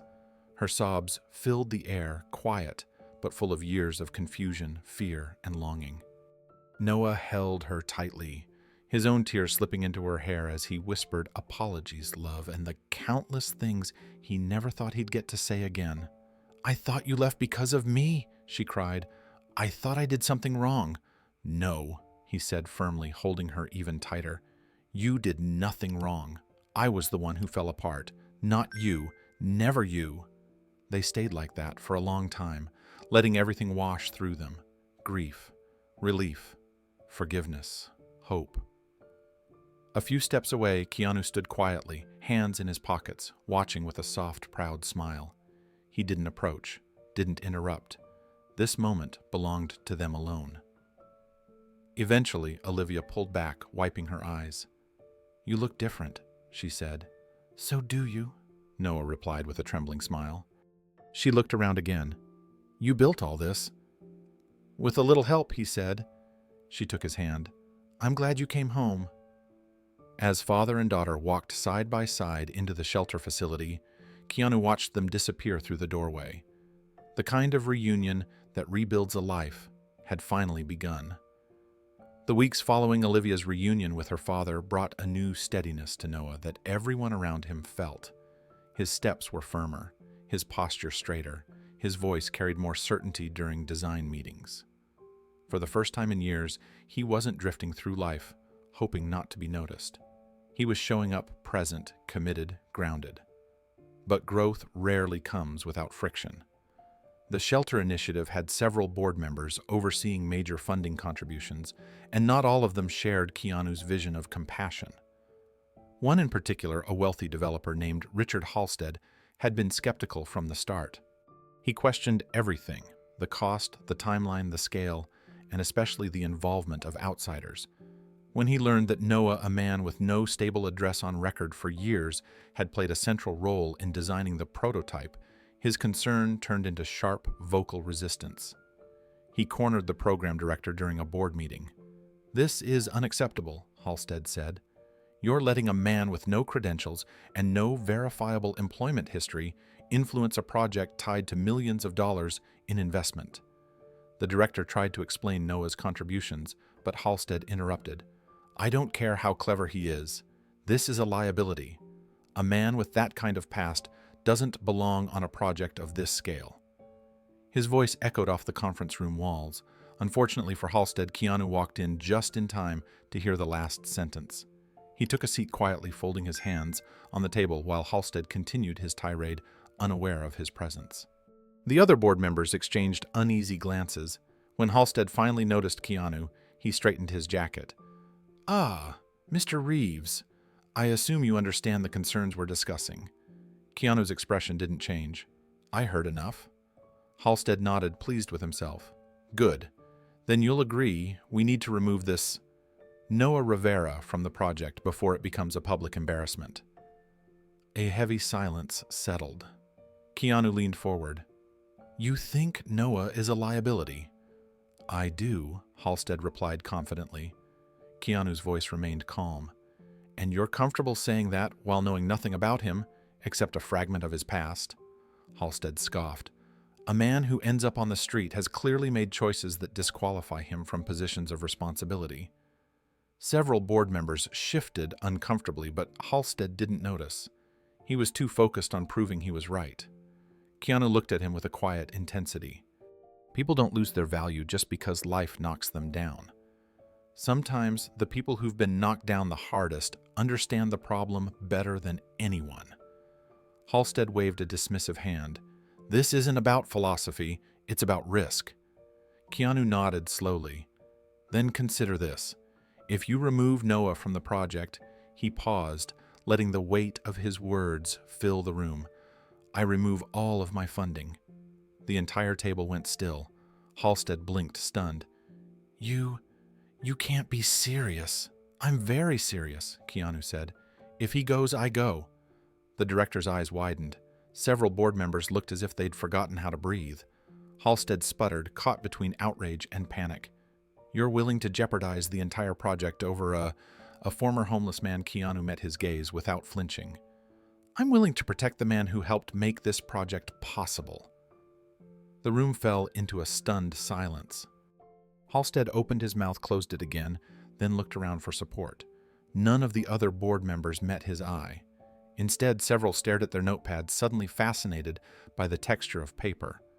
Others watched Keanu with expressions that hovered between admiration and disbelief. No one backed Halstead. No one defended him. He cleared his throat. Mr. Reeves, perhaps we should be reasonable. This project is larger than any one individual. We must protect its reputation.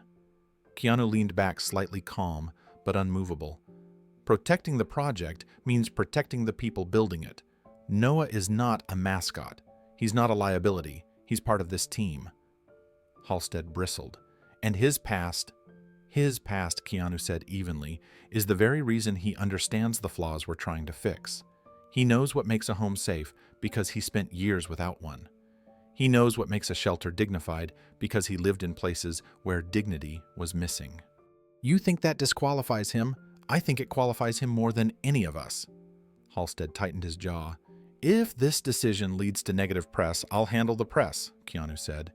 You handle the funding. And your job just got simpler because if Noah goes, my funding goes with him. Another painful pause. Finally, Halstead exhaled sharply, realizing he had lost. Fine, he muttered. If you insist on keeping him, I won't stand in the way. It's not about insisting, Keanu said. It's about doing the right thing. Halstead didn't reply. The meeting adjourned quickly after that, the tension easing only once he stormed out of the room.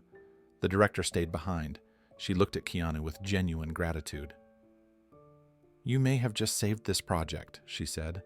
No, Keanu replied. Noah did that. I just made sure no one stood in his way. But Keanu never told Noah any of it.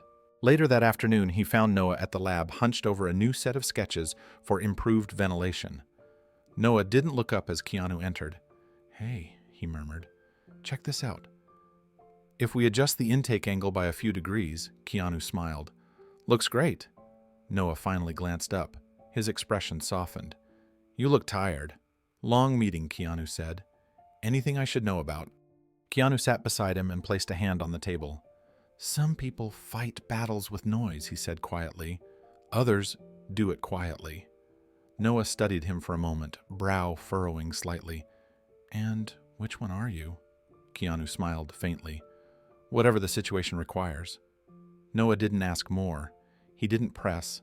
Instead, he nodded slowly and returned to his sketch, comforted by something he couldn't fully name. But Keanu didn't need Noah to know what he'd done. He only needed Noah to stay standing. The weeks after Keanu's quiet confrontation with the board felt lighter. The team sensed a shift. So did Noah, though he didn't know the full reason for it. He simply felt safer, somehow more grounded in his place within the project. The tension that once hovered around him had eased. Conversations flowed more naturally. Engineers sought him out with curiosity rather than caution. And he responded with a confidence that seemed to grow a little more each day. One evening, long after most of the crew had left the lab, Noah stayed behind to organize his notes. The prototype glowed beneath soft overhead lights, casting warm shadows across the workstation. His worn notebook sat open beside him, the edges frayed from years of handling. He turned a page, looking for an old calculation he'd sketched weeks before.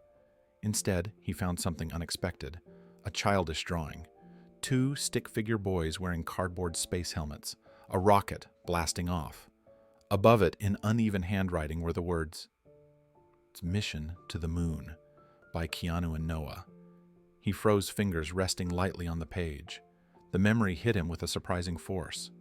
Hot summer afternoons in Toronto, the smell of grass, the thrill of believing they could build anything, imagine anything, the certainty that the world, no matter how big, had room for their dreams. He exhaled slowly. When Keanu walked into the lab a few minutes later, carrying takeout, he saw Noah staring at the notebook with an expression he hadn't seen before, something soft, something renewed. "What's that?" Keanu asked gently. Noah turned the notebook toward him. "Remember this?" Keanu smiled. "How could I forget? We spent half our childhood planning missions that never left the backyard." Noah traced the edge of the drawing with his thumb. "We wanted to build something that would help people feel like they could reach the stars." "We did," Keanu said, "in our own strange way." Noah closed the notebook halfway, then opened it again, studying the little rocket with a thoughtful intensity. "What if we used the name for the shelters for the entire project?" Noah said. "A real mission. Something that lifts people up. Something that says the sky is still there, even if you've been stuck on the ground for a long time." Keanu's eyes warmed. "What would you call it? Project Moonhouse?" The words hung in the air with a surprising elegance. It was whimsical, yet dignified. Simple, yet meaningful. It carried the spirit of their childhood while honoring the purpose of their present. Keanu loved it immediately. "That's perfect," he said.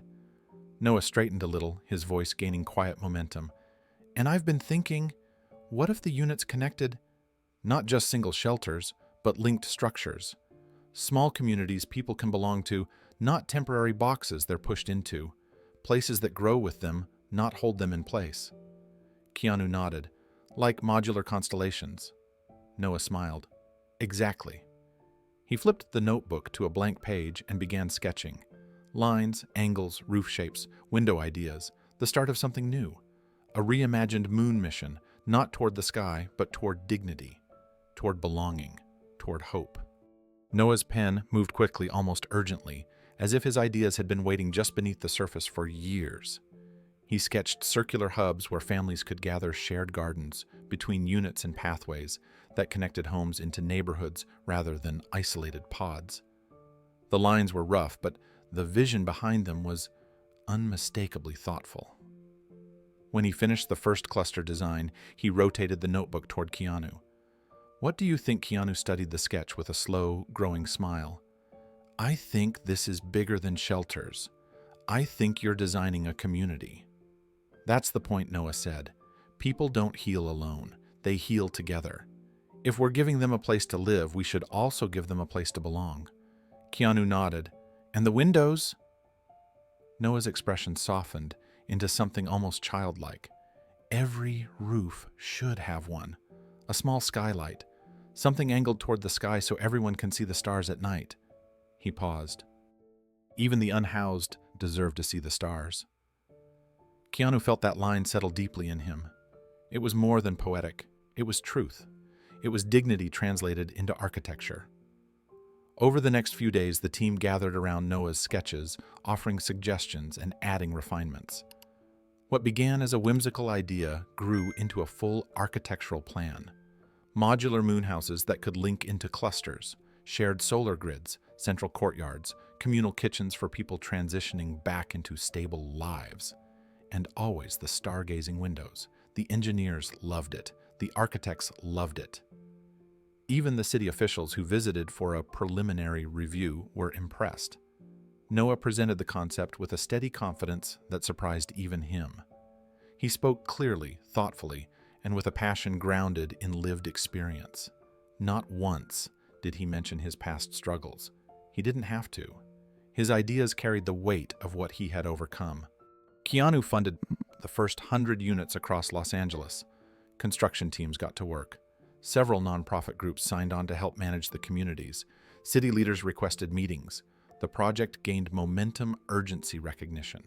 But the recognition meant less to Noah than the moments when he watched the first moon house being assembled on an empty lot. He stood beside Keanu as workers lifted the roof into place, sunlight reflecting off the skylight. The interior glowed faintly. Even unfinished, the structure looked alive. "It's beautiful," Noah whispered. "It's yours," Keanu said. "No," Noah corrected gently. "It's ours." The ribbon-cutting ceremony was a small event attended by the first group of residents moving into the units. Some were mothers with children. Some were veterans. Some were young adults who had aged out of foster care. They walked into their new homes with tears on their cheeks and cautious hope in their eyes. One older woman ran her fingers along the skylight and whispered, I haven't seen the stars from indoors in 20 years. Noah swallowed hard, overwhelmed. Later, as dusk settled, the first cluster of moonhouses glowed softly against the evening sky. Families gathered outside, children ran between the units, and lights flickered through the stargazing windows like tiny constellations. Keanu glanced at Noah, who stood quietly absorbing the sight. You named the project after our childhood dream, Keanu said. And built it with yours, Noah replied. Together they watched the moonhouses shine, not toward the sky, but toward a future where dignity had a home. The success of Project Moonhouse spread through Los Angeles faster than anyone expected. Community leaders praised its practicality. Residents praised its dignity. Families who moved into the new units described them as the first real home in years. Soon, the quiet effort Keanu and Noah had poured their hearts into became a topic of public fascination. Reporters requested tours. Activists quoted the design. Urban planners requested consultations. And with every request came a familiar question: who designed this? Noah had stayed in the background, content to let the work speak for itself. But with the rising interest came rising speculation. Some articles credited Keanu for everything, assuming he was the sole visionary. Others suggested unnamed engineers behind the scenes. A few questioned whether a Hollywood actor could have understood the depth of the crisis at all. One morning, Keanu walked into the lab carrying 2 coffees and a look of thoughtful hesitation. Noah, hunched over sketches for a new insulation system, didn't notice at first. We should talk, Keanu said gently. Noah looked up, sensing the weight behind the words. About what? About telling the truth. All of it. Noah set his pencil down. My story, or the project's story. Both, Keanu replied. People are guessing. Some are guessing wrong, and some are making assumptions that erase what you've done. Noah held his breath, unsure. I'm not comfortable being in the spotlight. I know, Keanu said softly. That's why I'm asking, not telling. Noah leaned back in his chair, rubbing a hand over his face.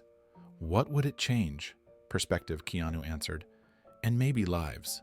People need to see what's possible. Not just the houses. You. Noah hesitated. His past had been a place he hid from, not something he offered to the world. But as he sat there in a lab that had become his sanctuary, surrounded by models of a future he helped build, he realized something had shifted.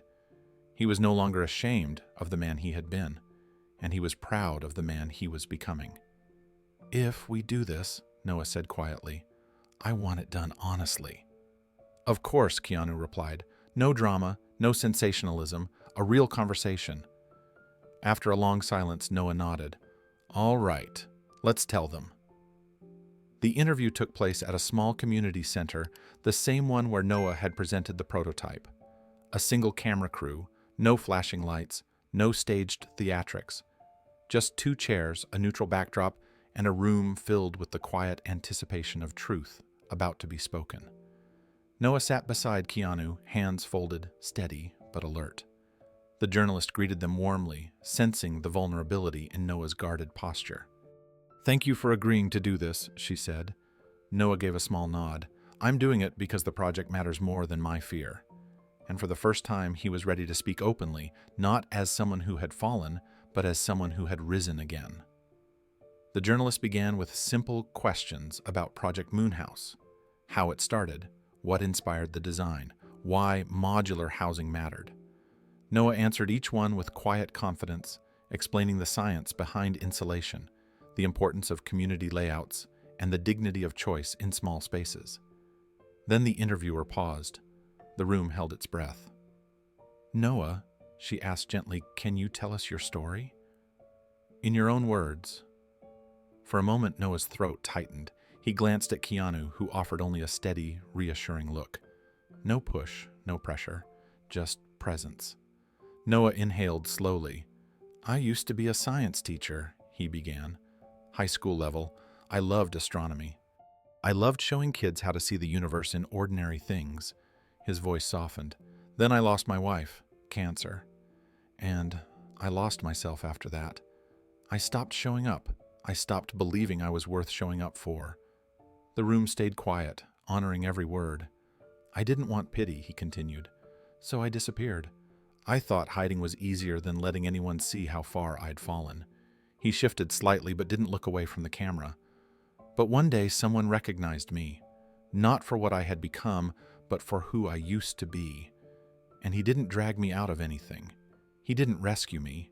He reminded me who I was before the world forgot. The line struck the room like a soft thunder. Even the camera operator swallowed hard. Keanu lowered his eyes, humbled. The interviewer let the moment breathe before speaking again. What made you choose to work on Project Moonhouse instead of returning to teaching? Noah smiled faintly. Because I'm not done learning. And I'm not done helping people who feel invisible. This project is bigger than a job. It's a second chance. One I want to earn. The interview ended with a handshake and a lingering stillness that didn't feel like an ending at all. It felt like a beginning. When the broadcast aired, it spread fast. Not scandal, not pity, not sensationalism, but truth. The headline read, "Childhood Friends Reunite to Change Homelessness, One Modular House at a Time." Clips of Noah's words flooded social media. Keanu didn't rescue me. He reminded me who I was before the world forgot. People shared it with their own stories of struggle, their own losses, their own returns. Donations poured in from all over the world, offers to volunteer, notes from former students who remembered Noah as the teacher who made them believe they could reach the stars. Then came an unexpected call from a local community college. They offered Noah a professorship, engineering, a chance to teach again, a chance to stand in front of a classroom and be the person he once was. Noah met Keanu at the lab to share the news. "They want me to teach," he said, holding the letter in his hands. Keanu smiled warmly. "You'd be incredible." But Noah shook his head. "I'm honored." "Truly. But I still have work to do here. There are more shelters to build, more lives to help rebuild. Teaching can wait. Hope can't." Keanu nodded. He understood perfectly. Noah had found his purpose again, not in a classroom, but in the mission he had reclaimed. 1 year later, the world looked different for Noah, though the changes had grown quietly like dawn light, rising without fanfare. The air in the new Moonhouse community carried a softness that hadn't existed here a year before. Roads that were once cracked and empty now held safe footpaths. Garden boxes lined the walkways tended by residents who had rediscovered the joy of nurturing something alive. Children ran along the edges of the playground, their laughter echoing through the cluster of connected, modular homes, each one built with intention, each one offering dignity. Keanu arrived early that morning wearing his usual hoodie and worn boots, blending in easily among the workers finishing the last row of units. His breath fogged the cool air as he crossed the courtyard, watching electricians install soft, ambient lighting along the rooftops. The lights flickered on one by one, turning the small neighborhood into a constellation rising from the ground. Noah walked toward him from the opposite side, clipboard in hand, now dressed in the quiet authority of someone who had earned his place. His beard was trimmed, his posture straighter, his eyes clearer than they had been in years. The engineer's jacket he wore fit him well, not because of the fabric, but because of the confidence that had settled into him. "You're early," Noah said, though his smile suggested he already knew why. "Couldn't stay away," Keanu replied. "Big day." They began walking through the nearly completed shelter community. Workers nodded to Noah with familiarity and respect. A few stopped to ask him quick questions about insulation or wiring. He answered calmly, thoughtfully, every detail still important to him. He was no figurehead. He was the mind and heart behind much of what stood here now. As they passed the central courtyard, Keanu noticed a group of kids lying on the grass, looking upward through the skylights, built into the roofs of the surrounding homes. The sun was low, but the glass caught it perfectly glowing, like warm lanterns. One child pointed skyward with excitement. Even the unhoused deserved to see the stars, Noah had said, and now they could, every single night. Noah paused to take in the scene, his chest rising with a quiet swell of emotion that he didn't try to hide. I still can't believe this is real, he murmured. Keanu stepped beside him. It's real because you built it. Noah shook his head, slightly humbled. We built it. They walked on. The community unfolded around them in smooth, intentional curves. Modular clusters designed to connect like puzzle pieces. Communal cooking stations, shared gardens. Privacy where needed, closeness where chosen. Not a shelter. A neighborhood. A home. At the far edge of the property, a small observatory dome stood half open, waiting for final adjustments. Noah had insisted on it, a place where anyone, kids, parents, people, rebuilding their lives could step inside and remember that the sky never belonged only to those with privilege. It belonged to anyone who dared to look up. Keanu rested his hand on the railing, gazing at the dome. She'd be proud of you, he said softly. Noah's breath hitched, but he nodded. I like to think so. Their footsteps slowed as they reached the final unit, the one Noah had overseen personally. Inside, warm lights glowed against soft blue walls. A small desk with room for sketches stood in the corner. A stargazing window framed the horizon. Noah exhaled. We made it. But Keanu smiled, gently disagreeing. We're just getting started. Noah didn't respond right away. He stood inside the final unit, letting the moment settle into him. A year ago, he had been sleeping behind a community garden, clutching an astronomy book to stay connected to something bigger than survival. Now he was standing in a home built from his own ideas, surrounded by a community that trusted him, needed him, and believed in him. His voice was quiet when he finally spoke. Do you ever think about how strange it is? How life circles back all the time, Keanu replied. But I think circles aren't just returns, they're expansions. We come back to where we started, but we see it differently. We understand more. Noah walked slowly across the room, tracing his fingers along the edge of the stargazing window. Olivia got the internship. Keanu's face lit up. Aerospace, that's incredible. She must be over the moon, she cried when she told me Noah said. Softly, I did too, quietly. She's proud of you, Keanu said, and she should be. Noah swallowed emotion, tightening his throat. For a long time, I didn't believe I'd ever give her anything to be proud of again. You gave her more than pride, Keanu answered. You gave her hope. That matters more. They stepped outside again, where the courtyard lights began to glow as dusk settled over Los Angeles. People drifted through the walkways carrying grocery bags, greeting each other by name. A young father taught his daughter how to ride a small bike. A couple sat on a bench sharing warm food from a carry-out container. A group of teenagers compared angles for better telescope positioning. Life, real life. This was what they had built. Keanu reached into his backpack. I have something for you. Noah raised an eyebrow. Another notebook. Not just a notebook. Keanu handed him a black cloth-bound book. Clean, sturdy, elegant. The kind of notebook meant for preserving ideas, not just sketching them. Noah opened it. The first page was blank, except for a handwritten line at the top. To the next dream. Noah's breath trembled. He ran his fingers over the words, overwhelmed by their simplicity. Their weight. You kept the original, Keanu said, but that one was for who we were. This one is for who we're becoming. Noah closed the notebook and held it against his chest. Thank you, he whispered. Keanu smiled. You don't owe me thanks. I know, Noah said, but I want to say it anyway. They stood together in the warm glow of the new community, the stars beginning to appear above the rooftops. In the distance, a light flickered on inside one of the Moonhouse units. Then another, and another, a constellation rising from the ground. Noah looked at the sky, then at the homes, then at the notebook in his hands. Full circle, he murmured. Keanu shook his head gently. Forward, he said. Always forward. The evening settled slowly over the hills, the kind of slow-breathing twilight that seemed to carry its own memory. Keanu found a quiet place on the outskirts of the Moonhouse community, beneath a mango tree whose branches swayed with the gentlest wind.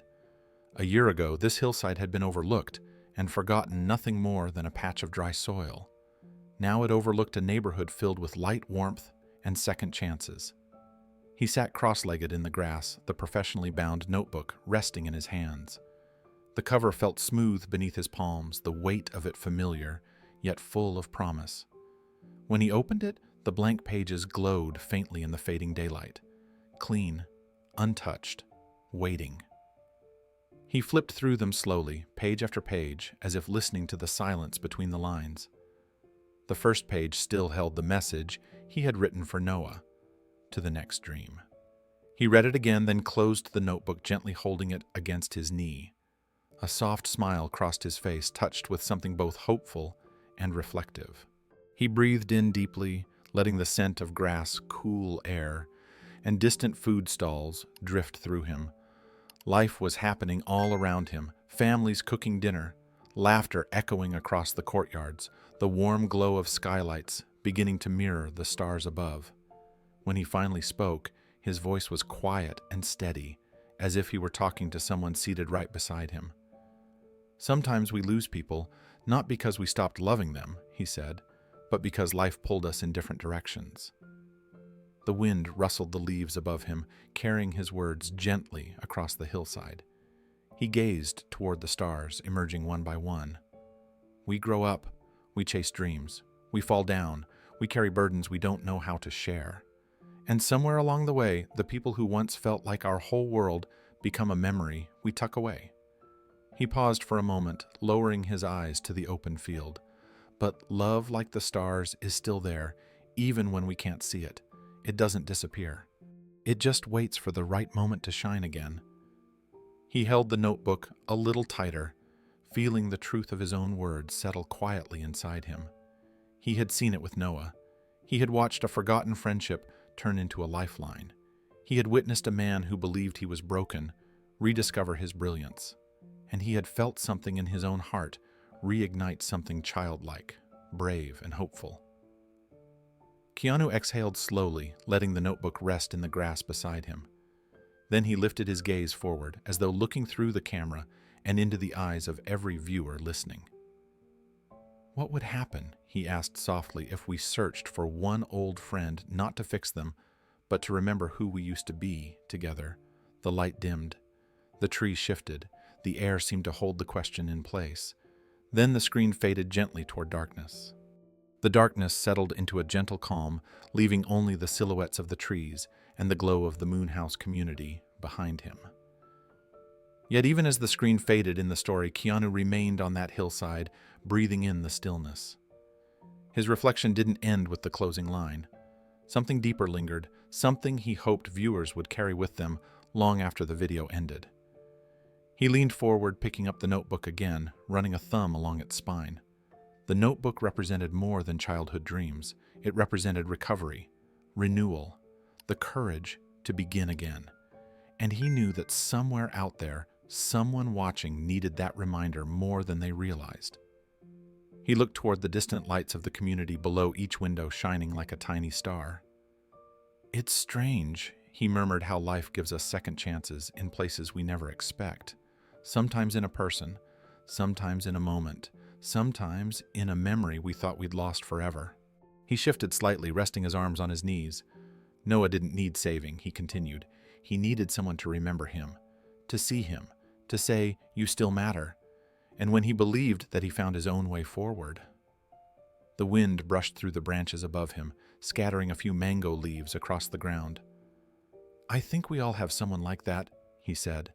"Someone who shaped us, even if only for a few years. Someone whose laughter we still remember. Someone whose absence left a space we quietly learned to walk around." His voice softened. "Maybe they drifted away. Maybe we did. Maybe life just got loud." He lifted his eyes again, the stars now bright enough to cast faint silver over his hair.